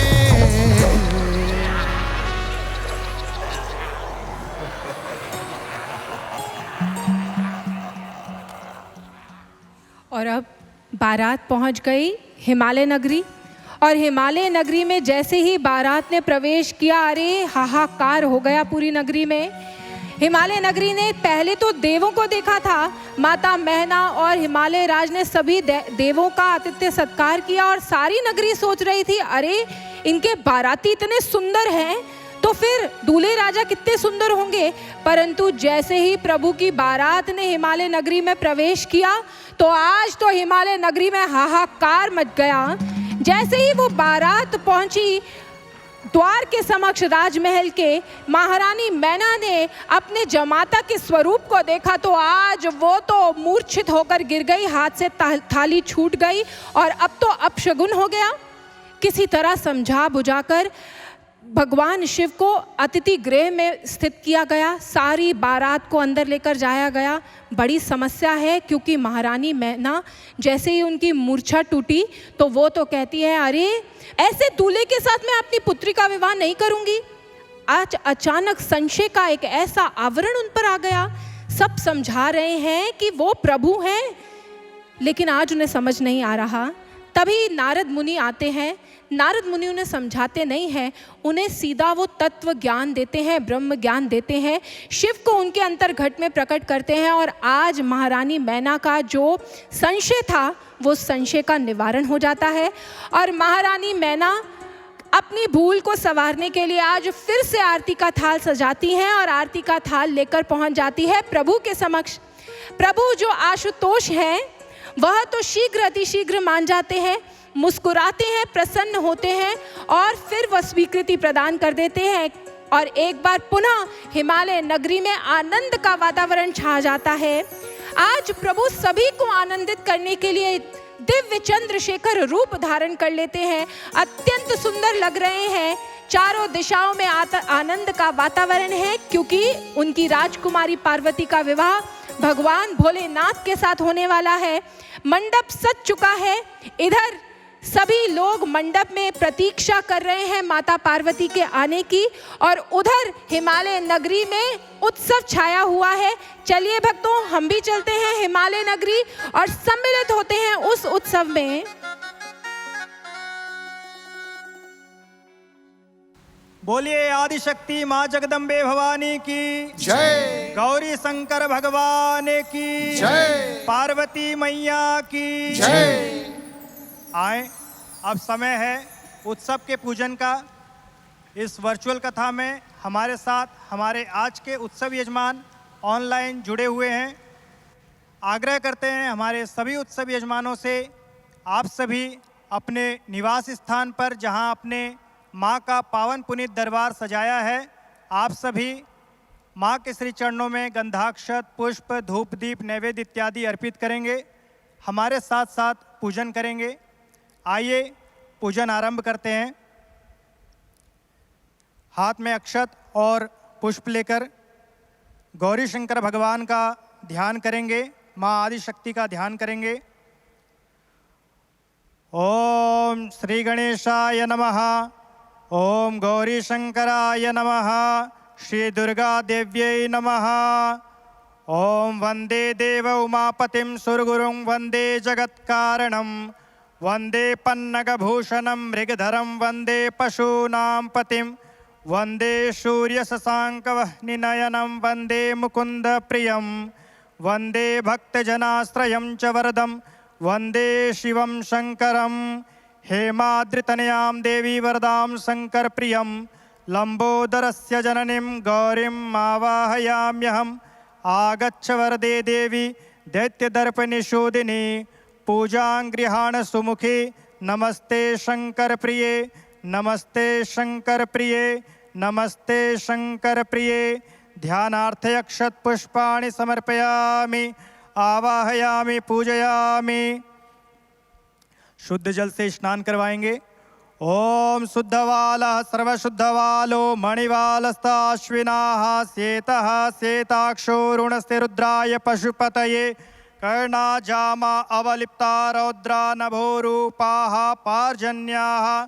शुद्धोदक स्नान्यं जलम समर्पयामि। शुद्ध जल से स्नान करवाने के पश्चात अब वस्त्र अर्पित करें माँ के श्री चरणों में। ओम युवा सुवासाः परिवीतागः सौष्याण भवति जायमान तन्धीरासा कवयो उन्नयन्ति, स्वाध्यो मनसा देवयन्त वस्त्रं समर्पयामि। वस्त्रान्ते आचमनीयं जलम समर्पयामि। एक बार जल अर्पित करें। अब तिलक लगाएंगे। ओम सिंदूरम शोभनम रक्तम सौभाग्यम सुखवर्धनम, शुभदम कामाद चैव सिंदूरम प्रतिगृह्यताम। सिंदूरम समर्पयामि, अक्षतम समर्पयामि। अक्षत लगावें। अक्षताश्च सुरश्रेष्ठा कुंकुमाक्ता शोभिता मया निवेदिता भक्त्या गृहाण परमेश्वर क्षतम समर्पयामि। माँ को पुष्प की माला अर्पित करें। ओम माल्यादिनी सुगंधिनी मालत्यादिनी वे प्रभु मया हितानि पुष्पाणि पूजार्थम प्रतिगृह्यताम पुष्पमाल्यम समर्पयामि। पुष्प की माला अर्पित करने के पश्चात धूप एवं दीप दिखावें। ओम वनस्पतिरसोद्भूतो गंध्यादो गंधोत्तमार्गो यं सर्वदेवानां धूपो यं प्रतिगृह्यताम साज्यं च वर्ति संयुक्तं वह्निनां योजितं मया दीपम गृहाण देवेश्य त्रैलोक्यतिमिरापहम्। धूप दीप दिखाने के पश्चात नैवेद्य अर्पित करेंगे। ओम शर्करा खंड खाद्यानि दही क्षीरगितानि च आहार भक्ष भोज्यं च नैवेद्यं प्रतिगृह्यताम नैवेद्यं समर्पयामि। निवेद्यान्ते आचमन्यं जलम समर्पयामि। एक बार जल अर्पित करें। अब फल अर्पित करेंगे। इदम फलम मया देव स्थापितं पुरतस्तव तेन में सफलार व्याप्ति हुए जन्मनि जन्मनि रेतु फलम समर्पयामि। तांबूल पान अर्पित करें। पोंगे फलम महदिव्यम नागवल्ली दलिरुतम एलादि चूर्ण संयुक्तम तांबूलम समर्पयामि। हाथ में अक्षत पुष्प एवं दक्षिणा रख लें। हिरण्यगर्भा संवर्तताग्रे भूतस्य जातः पतिरेक आसीत् सदाधार पृथिवीं द्यामुते मां कस्मै देवाय विखाविदेम। हिरण्यगर्भगर्भस्थं हेम बीजं विहावशो अनंत पुण्यफलदं तः शांतिं प्रयक्ष मे कृताय पूजाय सद्गुणार्थे द्रव्य दक्षिणां समर्पयामि। अर्पित करें। अब नारियल लाल चुन्नी में लपेटकर रख लें हाथ में। जो भी मनोकामना है उसका मन में स्मरण करते हुए समस्त विश्व की मंगल कामना की प्रार्थना करते हुए माँ के श्री चरणों में अर्पित करेंगे। देहि सौभाग्यम आरोग्यम देहि में परमं सुखम रूपम देहि जयम देहि यशो देहि दुषो जहि विद्यावंतम यशस्वंतम लक्ष्मीवंतम जनं कुरु रूपम देहि जयम देहि यशो देहि दुषो जहि। हाथ में अक्षत और पुष्प लेकर नमस्कार अर्पित करेंगे। ओम नमो देव्यै महादेव्यै शिवायै सततं नमः। नमः प्रकृत्यै भद्रायै नियतः प्रणता स्मताम। श्री दुर्गा देव्यै नमः। ओम गौरी शंकराय नमः। नमस्काराय नमो नमः। अक्षत पुष्प अर्पित कर दें। नमस्कार करें। आए अब एक बार प्रेम से जय घोष अर्पित करेंगे। बोलिए आदिशक्ति माँ जगदम्बे भवानी की जय। नीलकंठ भगवान की जय। पार्वती मैया की जय। हर हर महादेव हर हर महादेव। हर हर महादेव हर हर महादेव। हर हर महादेव हर हर महादेव। आए अब आगे की कथा प्रसंग को श्रवण करते हैं। इधर विवाह की विधियां संपन्न हो रही हैं और उधर हिमालय नगरी में उत्सव छाया है। भक्तों चलते हैं हम उस उत्सव में और आनंद मनाते हैं। प्रभु और माता के चरणों में अपने अपने समस्त भावों को अर्पित करते हुए उनकी कृपा को प्राप्त करते हैं। ढम ढम ढम बाजे ढोल बाजे ढोल ढम ढम। जय गौरा जय शंकर बोल बम बम। ढम बाजे ढोल बाजे ढोल जय गौरा जय शंकर बोल ढम ढम ढम बाजे ढोल बाजे ढोल।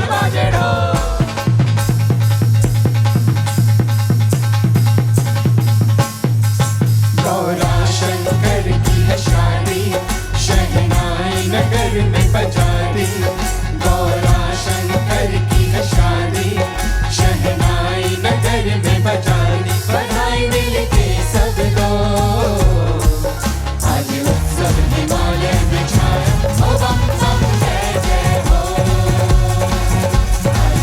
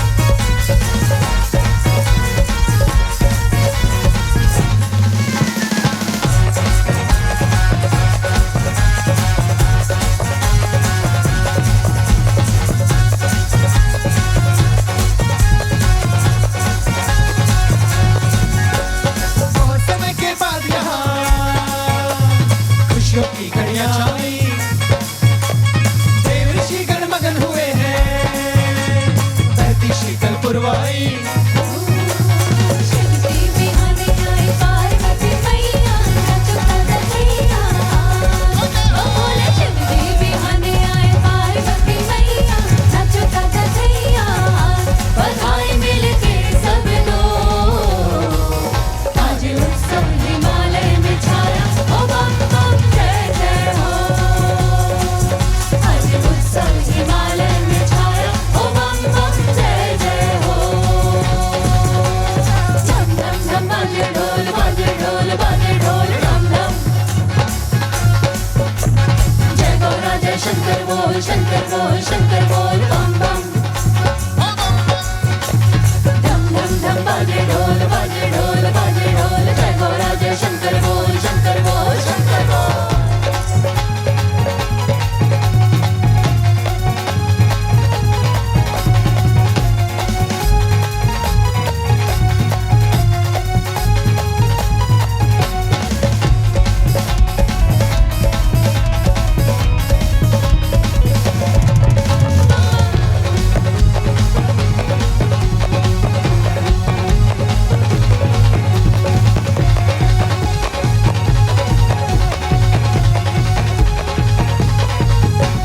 महादेव दूल्हा बन आए, देख देख सब हर्षाए।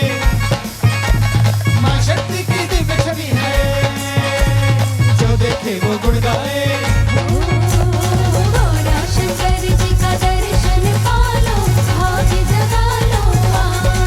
हमारे गौरा शंकर जी का दर्शन पालो, भाग्य जगा लो। बधाई मिलके सब लोग, आज उत्सव हिमालय में छाया। ओ बम बम जय जय हो, आज उत्सव हिमालय में छाया। ओ बम बम जय जय हो। गौरा शंकर की है शादी, शहनाई नगर में बजा दी। गौरा शंकर की है शादी, शहनाई नगर में बजा दी। बधाई मिलके सब लोग, आज उत्सव हिमालय में छाया। ओ बम बम जय जय हो, आज उत्सव हिमालय में छाया। ओ बम बम जय जय हो, आज उत्सव हिमालय में छाया। ओ बम बम जय जय हो, आज उत्सव हिमालय में छाया। ओ बम बम जय जय हो, आज उत्सव हिमालय में छाया। ओ बम बम जय जय हो, आज उत्सव हिमालय में छाया। ओ बम बम जय जय हो। बोलिए आदि शक्ति जगत जननी माँ जगदम्बिका की जय। भगवान भोलेनाथ की जय। हर हर महादेव, हर हर महादेव, हर हर महादेव। आज विधिवत तरीके से भगवान शिव और माता पार्वती का विवाह संपन्न हुआ। समस्त देव समस्त धरा जो है वो आलोकित है, आनंदित है, झूम रहे हैं, सब आनंद में मगन हो रहे हैं। अब प्रभु और माता का विवाह तो संपन्न हो गया भक्तों, लेकिन समस्या तारकासुर तो अभी भी जीवित है। तो अब सबको प्रतीक्षा थी उस अगले आनंदमय क्षण की जब तारकासुर का वध हो, और उसका वध करने के लिए भगवान शिव और माता पार्वती के औरस पुत्र का जन्म अनिवार्य था। कुछ समय व्यतीत हुआ और एक दिन माता पार्वती ने प्रभु के समक्ष ज्ञान की जिज्ञासा रखी। उनसे पूछा कि आप कौन से ध्यान में निमग्न रहते हैं। तब प्रभु ने माता को एक कथा सुनाई, उस ब्रह्म ज्ञान का संदेश दिया और वो ब्रह्म ज्ञान प्रदान किया। जब माता को वो ब्रह्म ज्ञान प्राप्त हुआ तो वह तो जगत की जननी है, अपनी संतानों को जीवन का सतपथ दिखलाने के लिए वो ये लीला कर रही हैं। जैसे ही उन्हें वो ब्रह्म ज्ञान मिला, वो ध्यान की गहराइयों में उतर गई और अंतर्घट में वो शिव तत्व में स्थित हो गई। उन्होंने भी अपनी पूर्ण शक्ति को अर्जित कर दिया। अंतर्घट में जो शिव शक्ति मिलन बाहर हुआ था, अब अंतर्घट में इस ब्रह्म रंध्र में वो शिव शक्ति मिलन पूर्ण हुआ। और तब माँ पार्वती और भगवान शिव के ऊर्जा पुंज मिलकर उन्होंने एक ऊर्जा पुंज बनाया और उस ऊर्जा पुंज से जन्म लिया कुमार कार्तिकेय ने।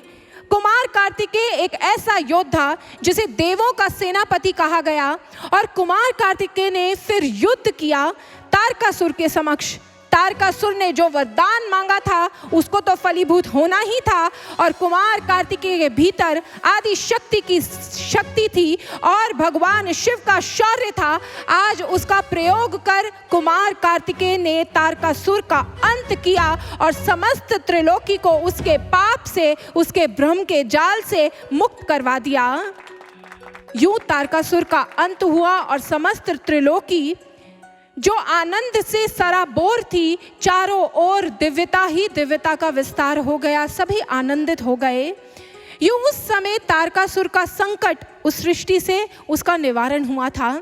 लेकिन भक्तों, हमारे समाज में ये जो पाखंड है, कलिकाल की प्रचंडता में हम खड़े हैं, इस समस्त गाथा को सुना है, तो चलिए इन अंतिम क्षणों में इसके सार को समेट लेते हैं, क्योंकि वही हमारे जीवन में परिवर्तन लाएगा। और जो आनंद आपने माँ पार्वती और भगवान शिव के विवाह का मनाया है, वो आनंद आपके जीवन में शाश्वत रूप में आ सकता है अगर आप युक्ति को समझ ले। माता पार्वती ने ये जो यात्रा हमें करके दिखाई है, उस यात्रा के संदेश को समझें। माँ पार्वती है आत्मा और भगवान शिव है परमात्मा के द्योतक। माँ पार्वती धरा पर आई, उनको आवश्यकता नहीं थी कि वो इतनी लंबी यात्रा तय करें, परंतु वो जगत की जननी है और अपनी लीलाओं से अपनी संतानों का मार्गदर्शन करती हैं। माँ पार्वती की तपस्या, उनकी ये पूरी जीवन यात्रा हमें बताना चाहती है, हमें जगा रही है कि हमारे जीवन का गंतव्य जो है, हमारे जीवन का लक्ष्य जो है, इस धरा पर आने का मंतव्य जो है, वो है शिव की प्राप्ति, अर्थात उस ईश्वर की प्राप्ति, उनका साक्षात्कार। उन ईश्वर को प्राप्त कर लेना और उनके साथ युक्त हो जाना, एक के स्थापित कर लेना, योग हो जाना हमारा, वह है हमारा लक्ष्य। हमारे जीवन का भी वही लक्ष्य है। लेकिन ये संभव कैसे होगा? संभव तब होगा जब हमें भी वो ज्ञान मिलेगा जो भगवान शिव ने स्वयं माता पार्वती को प्रदान किया। वह ज्ञान जिसको स्वयं माँ शक्ति ने प्रदान किया था हिमालय राज को। सद्गुरु रूपिणी माँ जो अलग अलग रूपों में जब धरा पर आती है, जिस ज्ञान का विस्तार करने आती है, वो ब्रह्म ज्ञान जो है, जिसके बारे में हम इतने दिनों से सुन रहे हैं, जब वो ब्रह्म ज्ञान हमारे जीवन में आएगा, तब हमारे भीतर भगवान शिव का प्रकटीकरण होगा। तब हमारी जो नीचे जाती हुई ऊर्जा है, जो शक्ति है, वो मूलाधार से आरोहण करेगी, यहाँ आज्ञा चक्र में स्थित हो जाएगी। जब सद्गुरु जीवन में आते हैं तो वो हमारी शक्ति को यहाँ आज्ञा चक्र में स्थित कर देते हैं। एक हठ योगी जीवन भर प्रयास करता रहता है अपने हठ योग से अपनी शक्ति को जागृत करने की, परंतु इतना लंबा प्रयास करने के बाद भी कोई ज़रूरी नहीं है वो जागृत हो। लेकिन सद्गुरु जब जीवन में आते हैं तो वो मानव की यात्रा को मूलाधार से नहीं, अपितु वह उसकी शक्ति को ज्ञान के समय यहाँ पर स्थित कर देते हैं आज्ञा चक्र में। और अब आज्ञा चक्र से ब्रह्म रंध्र की यात्रा करनी है। एक मनुष्य अपने अंतर्घट में उस प्रकाश का दर्शन करता है, और जब गुरुदेव के सानिध्य में, एक पूर्ण सद्गुरु के सानिध्य में वो ध्यान साधना में निमग्न रहता है, ब्रह्म ज्ञान की गहन ध्यान साधना करता है, तब ध्यान साधना में निमग्न रहे उसकी ये यात्रा जो आज्ञा चक्र से यहाँ ब्रह्म रंध्र तक की है, वो उस यात्रा को करता है। और गुरु की कृपा से जब उसके अंतर्घट में यहाँ इस स्थल पर शिव और शक्ति का मिलन होता है, तब उसके भीतर एक ऐसा योद्धा, वो पहला संपर्क जब आत्मा परमात्मा में लीन होने लगती है, वो पहला संपर्क, एक ऐसा योद्धा उसके भीतर जन्म होता है जो कुमार कार्तिकेय है ना, वो उस संपर्क से पैदा हुए अंतर ज्ञान के पहले चिन्ह है, प्रथम प्रकाश है। जब अंतर में वो प्रकट होता है उस ध्यान की अवस्था में, आत्मा परमात्मा में लीन होने लगती है, तो वही संवेग जिसे महर्षि पतंजलि ने तीव्र संवेग का नाम दिया, वो तीव्र गति एक साधक को प्राप्त होती है और वही कुमार कार्तिकेय, वही तीव्र संवेग जो है एक इंसान के भीतर स्थित समस्त संशय, समस्त भ्रम जो है उन सब का नाश करता है और आत्मा जो है वो पूर्ण रूप से परमात्मा में लीन हो जाती है और शिव और शक्ति का एक के उसके अंतर घट में हो जाता है।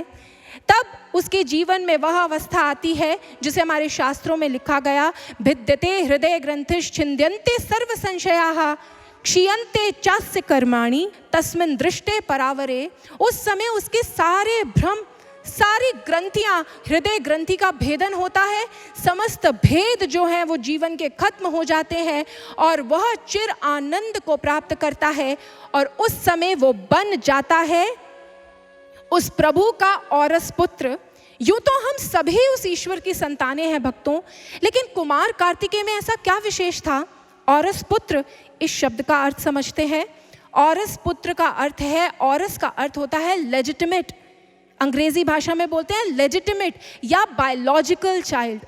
वो बच्चा जिसके भीतर माता और पिता दोनों का डीएनए हो, वो उन दोनों के गुणों को लेकर के, उनके ट्रेट्स को लेकर, जेनेटिक मैपिंग को लेकर वो पैदा हो, उसे बोलते हैं लेजिटिमेट चाइल्ड।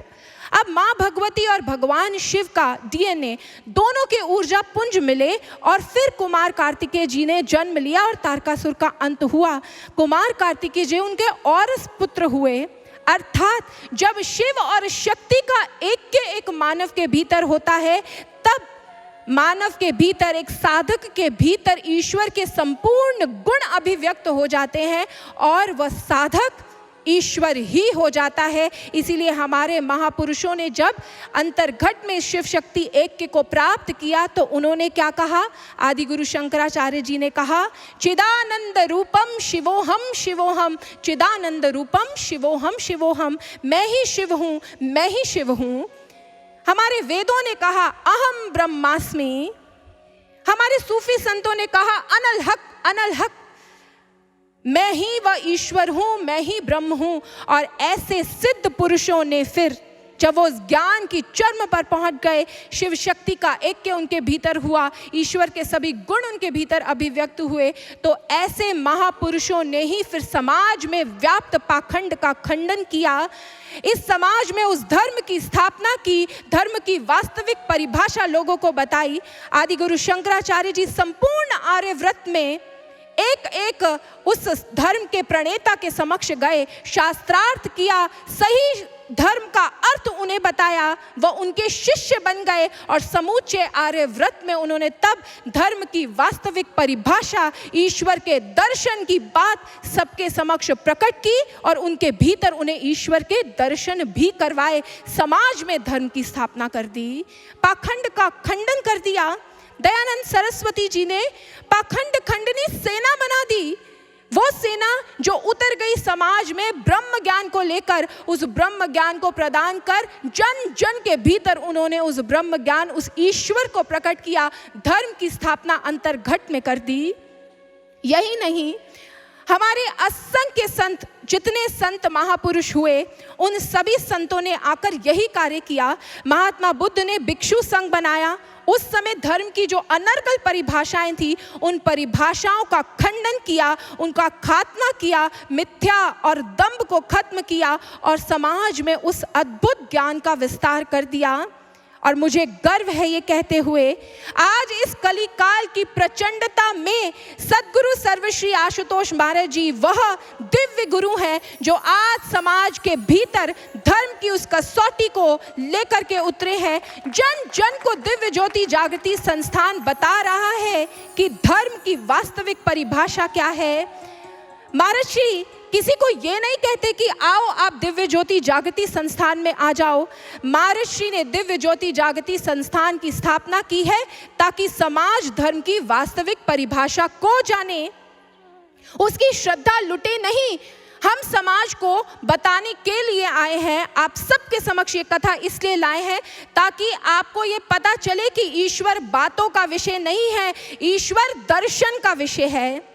जब देखोगे तब जीवन में परिवर्तन आएगा और जिस धर्म की बातें सुनकर आप भ्रमित हो रहे हो, धर्म वो नहीं है। जब जीवन में धर्म प्रकट होगा, ईश्वर प्रकट होंगे, तो अंतर्घट में धर्म का प्रकटीकरण होगा और तब धृति, क्षमा, दमो, अस्तय, ये सब आपके जीवन में आ जाएंगे। आपका जीवन सुंदर बनेगा और हमारे समाज में भी सुंदरता विस्तृत होगी, दिव्यता विस्तृत होगी।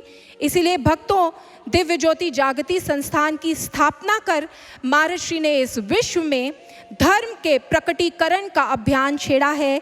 जन जन के भीतर अलग अलग क्षेत्रों में महर्षि ने इस ब्रह्म ज्ञान का प्रचार प्रसार विस्तृत किया है और लोगों को जागृत किया है उस वास्तविक धर्म के रूप के प्रति, उस वास्तविक धर्म की परिभाषा के प्रति। चलते चलते बस यही कहूँगी, धर्म को ग्रंथ और बातें मत समझिए। धर्म, religion is realisation of God. और अब आपके जीवन में भी ये अवसर आया है कि आप भी अपने संकुचित दायरों से, अपनी मान्यताओं से ऊपर उठिए, वास्तविक धर्म को जानिए, उस ईश्वर को अपने अंतर्घट में जानिए। तब शिव शक्ति मिलन होगा अंतर्घट में और आपके जीवन में इस विवाह का उत्सव नित्य हर दिन मनेगा। भक्तों, ऐसी ही शुभकामनाएं हम सब की आपके लिए हैं और आप भी इस ज्ञान मार्ग की ओर बढ़ें, ऐसा ही भाव हम सब का है, ऐसी ही प्रार्थना है। आप सबका जीवन मंगलमय हो। ऐसे ही भावों को समेटते हुए, सहेजते हुए, माँ और प्रभु की कृपा को प्राप्त करते हुए आइए आज के कथा प्रसंग को यहीं संपन्न करते हैं। कल पुनः मिलेंगे, विस्तार से और पक्षों को टटोलेंगे और समझेंगे कि हमारे जीवन की ये उत्कर्ष यात्रा हमें कहाँ लेकर जा रही है, किस प्रकार से हमारे जीवन का उत्थान कर रही है। आइए प्रभु के श्री चरणों में एक जोरदार जयघोष अर्पित करते हैं। बोलिए उमापति महादेव की जय, माँ जगदम्बे भवानी की जय, सद्गुरु सर्वश्री आशुतोष महाराज जी की जय, साचे दरबार की जय। धन्यवाद। बोलिए माँ जगदम्बा भवानी की, जय, उमापति महादेव की, जय, सद्गुरु सर्वश्री आशुतोष महाराज जी की, जय, साचे दरबार की जय। बहुत ही प्रेरणादायी, उत्साहवर्धक एवं सुंदर विचारों को हमने आदरणीय कथा व्यास जी के मुखारबिंद श्रवण किया। आप सभी की ओर से हम उनका हार्दिक धन्यवाद करते हैं और सभी यजमानों का भी हार्दिक धन्यवाद जिनके सहयोग से ये सुंदर एवं भव्य आयोजन संभव हो सका है। अब समय है माँ की पावन आरती में सम्मिलित होने का। हम आप सभी से आग्रह करते हैं जो हमारे साथ ऑनलाइन जुड़े हुए हैं, आरती के समय आप सभी अपने स्थानों पर खड़े हो जाएं और यदि आपने माँ का सुंदर पावन दरबार अपने घर में लगाया है, सजाया है, तो उसके सम्मुख खड़े होकर आरती को करें। इस कथा के मुख्य यजमान हैं श्री गणेश मोहन सक्सेना जी एवं उनकी धर्मपत्नी श्रीमती अलका सक्सेना जी, साहिबाबाद गाजियाबाद उत्तर प्रदेश से। श्री महेंद्र ठाकुर जी एवं उनकी धर्मपत्नी श्रीमती सुनीता ठाकुर जी, नारायणा विहार दिल्ली से। श्री राजेश कुमार वर्मा जी एवं उनकी धर्मपत्नी श्रीमती विजया वर्मा जी, आयुर्विज्ञान नगर दिल्ली से। श्री संजय कानपाल जी एवं उनकी धर्मपत्नी श्रीमती नीमा कानपाल जी, आर के आश्रम मार्ग दिल्ली से। श्री पराग जैन जी एवं उनकी धर्मपत्नी श्रीमती ऋतु अग्रवाल जी, सरस्वती विहार गुरुग्राम से। श्री मनसा राम जी एवं उनकी धर्मपत्नी श्रीमती गायत्री देवी जी, नारायणा दिल्ली से। श्री रवि धीमान जी एवं उनकी धर्मपत्नी श्रीमती सुषमा धीमान जी, AGCR एनक्लेव दिल्ली से। श्री किरण सिंह जी वैद्य एवं उनकी धर्मपत्नी स्वर्गीय मुन्नी देवी जी, पहाड़गंज दिल्ली से। श्री सोबरन सिंह जी एवं उनकी धर्मपत्नी श्रीमती सुनीता सिंह जी, ग्रेटर नोएडा उत्तर प्रदेश से। श्री राज बहादुर खत्री जी एवं उनकी धर्मपत्नी श्रीमती भूमा खत्री जी, गोल मार्केट दिल्ली से।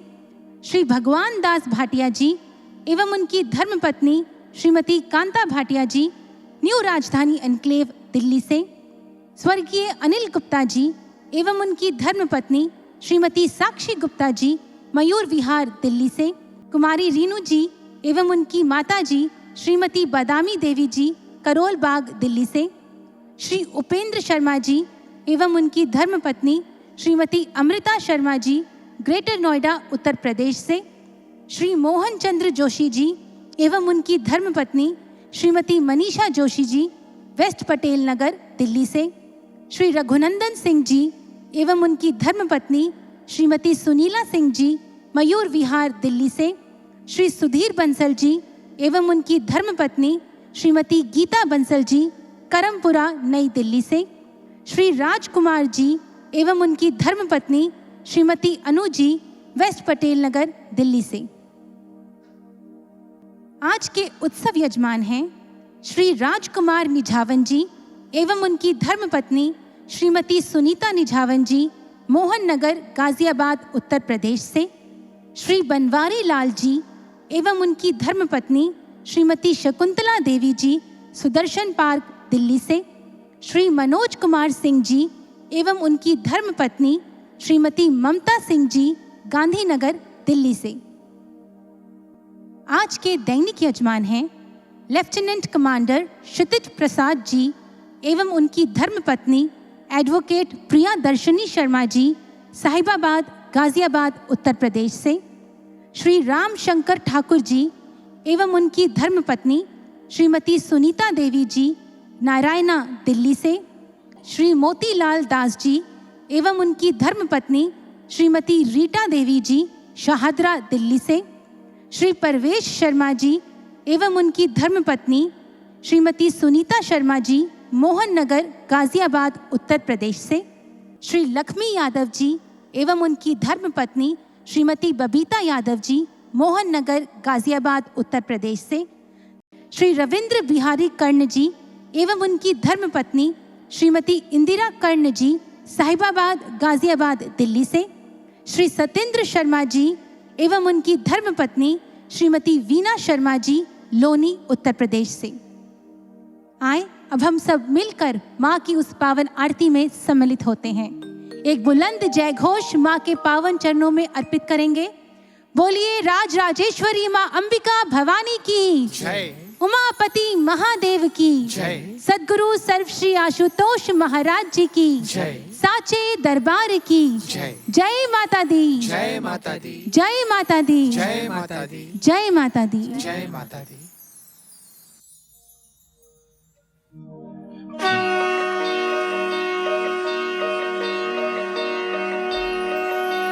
जय अम्बे गौरी मैया, जय श्यामा गौरी। जय अम्बे गौरी मैया, जय श्यामा गौरी। तुमको निश दिन ध्यावत हरि ब्रह्मा शिवरी। तुमको निश दिन ध्यावत हरि ब्रह्मा शिवरी। मांग सिंदूर विराजत एको मृग मद को। मांग सिंदूर विराजत एको मृग मद को। उज्ज्वल से दो नैना चंद्र बदननी को। उज्ज्वल से दो नैना चंद्र बदननी को। कनक समान कलेवर रत्तांबर राजे। कनक समान कलेवर रत्तांबर राजे। रक्त पुष्प गलमाला कंठन पर साजे। रक्त पुष्प गलमाला कंठन पर साजे। के हरि वाहन राजत खड़ग खपर धारी।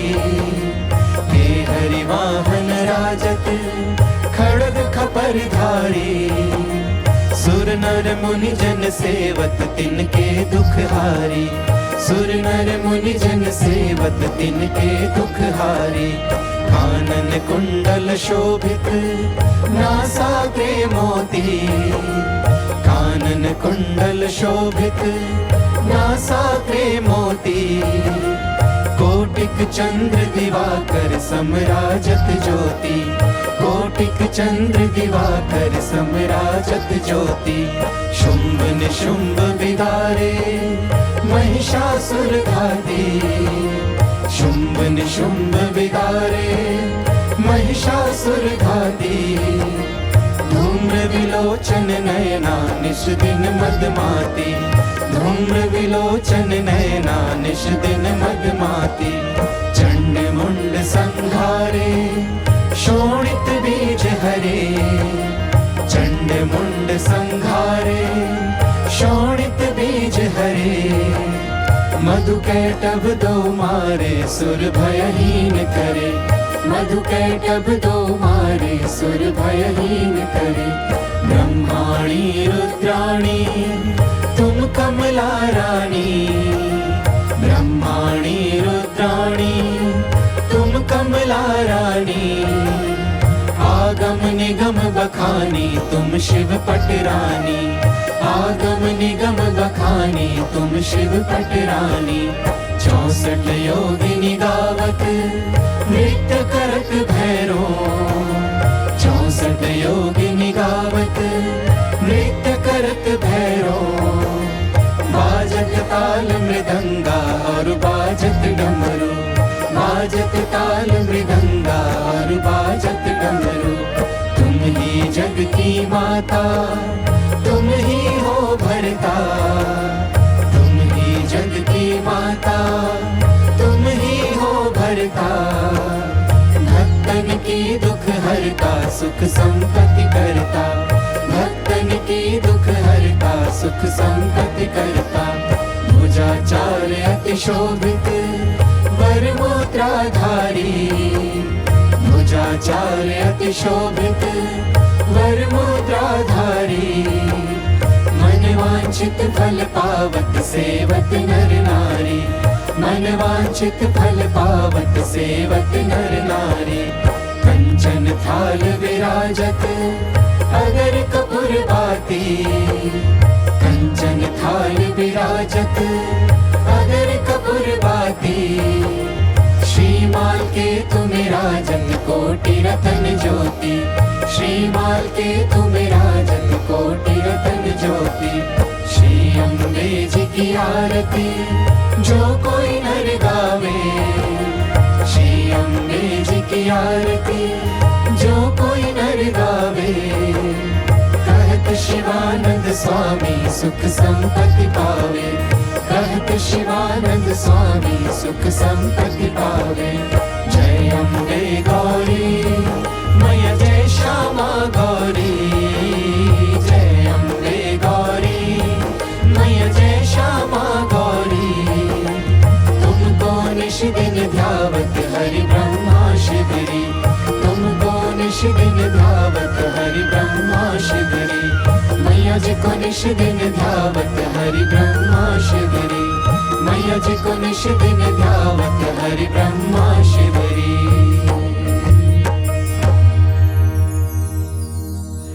कर्पूर गौरम करुणावतारम संसार सारम भुजगेन्द्रहारम।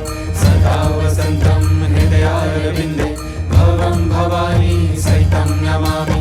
त्वमेव माता च पिता त्वमेव, त्वमेव बन्धुश्च सखा त्वमेव, त्वमेव विद्या द्रविणं त्वमेव, त्वमेव सर्वं मम देव देव, त्वमेव सर्वं मम देव देव, त्वमेव सर्वं मम देव देव।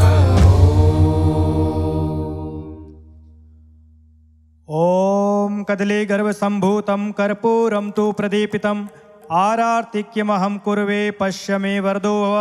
आरार्तिक्यं समर्पयामि, आरार्तिक्यान्ते आचमन्यं जलं समर्पयामि। हस्ते अक्षत पुष्पाणि गृहीत्वा मंत्रपुष्पाञ्जलिं कुर्यात्। ॐ यज्ञेन यज्ञमयजन्त देवास्तानि धर्माणि प्रथमान्यासन्न तेहनाकं महिमानः सचन्त जत्र पूर्वे साध्याः सन्ति देवाः। ॐ एकदन्ताय विद्महे वक्रतुण्डाय धीमहि तन्नो दन्ते प्रचोदयात्। ॐ गिरिजाय च विद्महे शिवप्रियाय च धीमहि तन्नो दुर्गा प्रचोदयात्। ॐ तदपुरुखाय विद्महे आशुतोषाय धीमहि तन्नो ज्ञानं प्रचोदयात्। शेवन्तिका वकुल चंपक पाटलाब्जै पुण्या गजाधिकर वीररसाल पुष्पै बिल्व प्रवाल तुलसी दल मंजरीभि त्वां पूजयामि जगदीश्वर मे प्रसीद। त्वां पूजयामि जगदीश्वर मे प्रसीद। त्वां पूजयामि जगदीश्वर मे प्रसीद।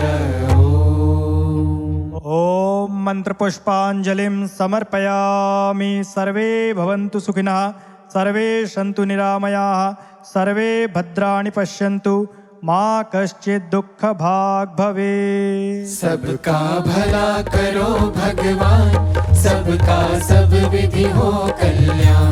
सबका भला करो भगवान, सबका सब विधि हो कल्याण। सबका भला करो भगवान, सबका सब विधि हो कल्याण। सबका सब विधि हो कल्याण। सबका सब विधि हो कल्याण।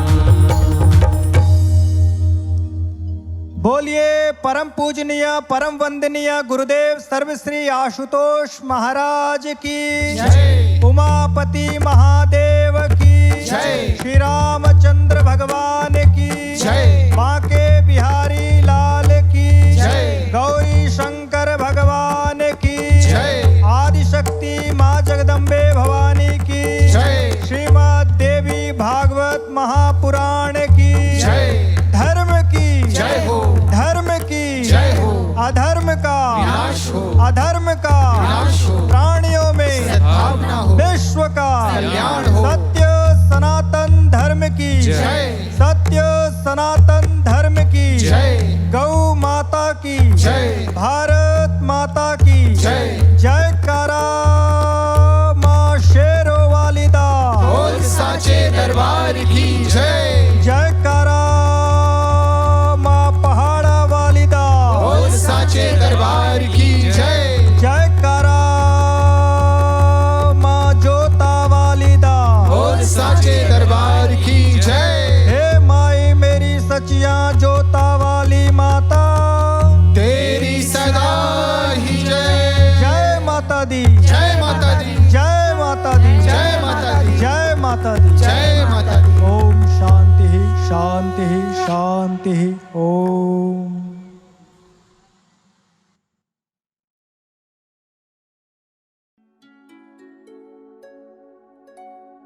सर्वमङ्गल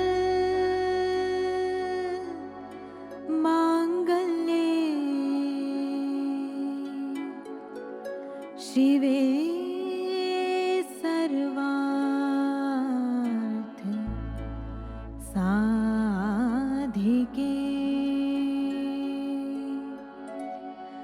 सर्वमङ्गल माङ्गल्ये शिवे सर्वार्थ साधिके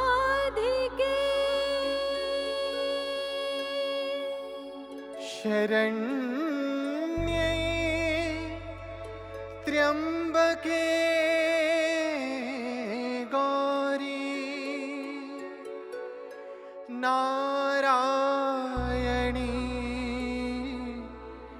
नमोस्तुते। नारायणी नमोस्तुते। नारायणी नमोस्तुते।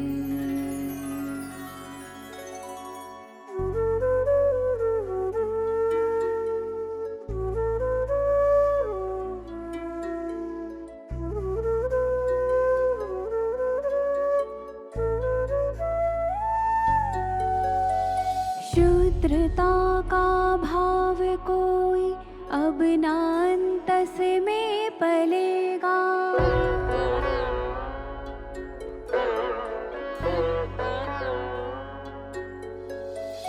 नहीं सूनापन समूहों में किसी को अब खलेगा। ना कुटिलता छद्मना अब स्वार्थ के संबंध होंगे। सब सहायक दुख व तकलीफों में एक दूजे के होंगे।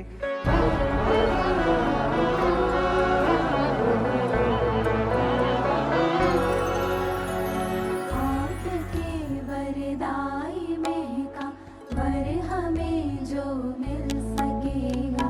आपके वरदाई में का वर हमें जो मिल सकेगा। जगत में आबो हवा हम विषैली रहने न देंगे। माँ जो तेरे प्रेम का साया हमें मिलता रहेगा। माँ जो तेरे प्रेम का साया हमें मिलता रहेगा। फूल हम कोई भी कुम्हलाने व मुरझाने न देंगे। माँ जो तेरे प्रेम का साया हमें मिलता रहेगा। माँ जो तेरे प्रेम का साया हमें मिलता रहेगा।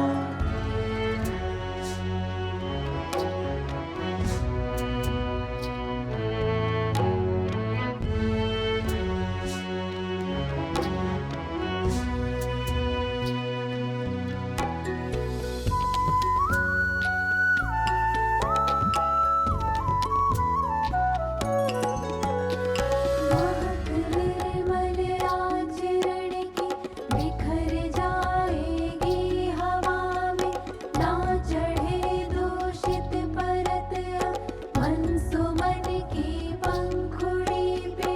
एक भी अब योग्यता यूं ही अविकसित ना झड़ेगी।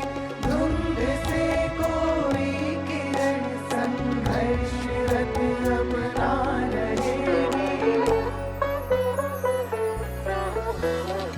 आपके तप का जो हमको ओज किंचित मिल सकेगा। आपके तप का जो हमको ओज किंचित मिल सकेगा। नभ में कोई भी किरण फिर हम बंधी रहने न देंगे। माँ जो तेरे प्रेम का साया हमें मिलता रहेगा। माँ जो तेरे प्रेम का साया हमें मिलता रहेगा।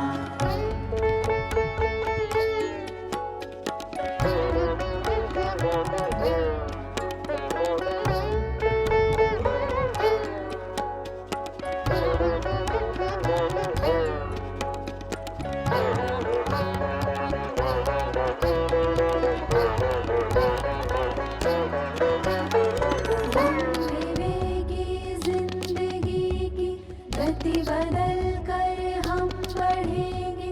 कैद थे सीमाओं में जो पाँव वो आगे बढ़ेंगे। वक्त साधन और पौरुष जन के हित दे पाएंगे। वो जिंदगी बाकी बची जन सेवा में दे पाएंगे। वो आपके मन का घना कारुण्य जो हमको मिलेगा। आपके मन का घना कारुण्य जो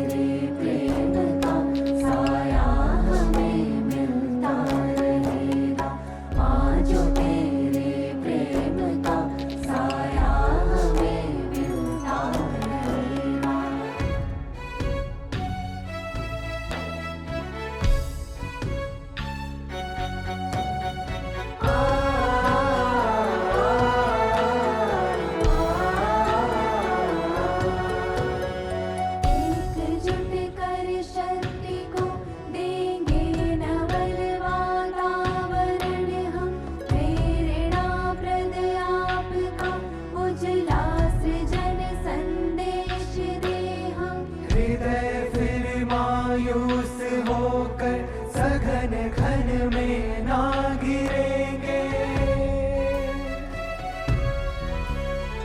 सरल सुर सरि साममत्व हमें अगर मिलता रहेगा, सरल सुर सरि साममत्व हमें अगर मिलता रहेगा। नेत्र आभा रहित और हारे कोई रहने न देंगे। माँ जो तेरे प्रेम का साया हमें मिलता रहेगा, माँ जो तेरे प्रेम का साया हमें मिलता रहेगा। फूल हम कोई भी कुम्हलाने व मुरझाने न देंगे, माँ जो तेरे प्रेम का साया हमें मिलता रहेगा, माँ जो तेरे प्रेम का साया हमें मिलता रहेगा, माँ जो तेरे प्रेम का साया हमें मिलता रहेगा।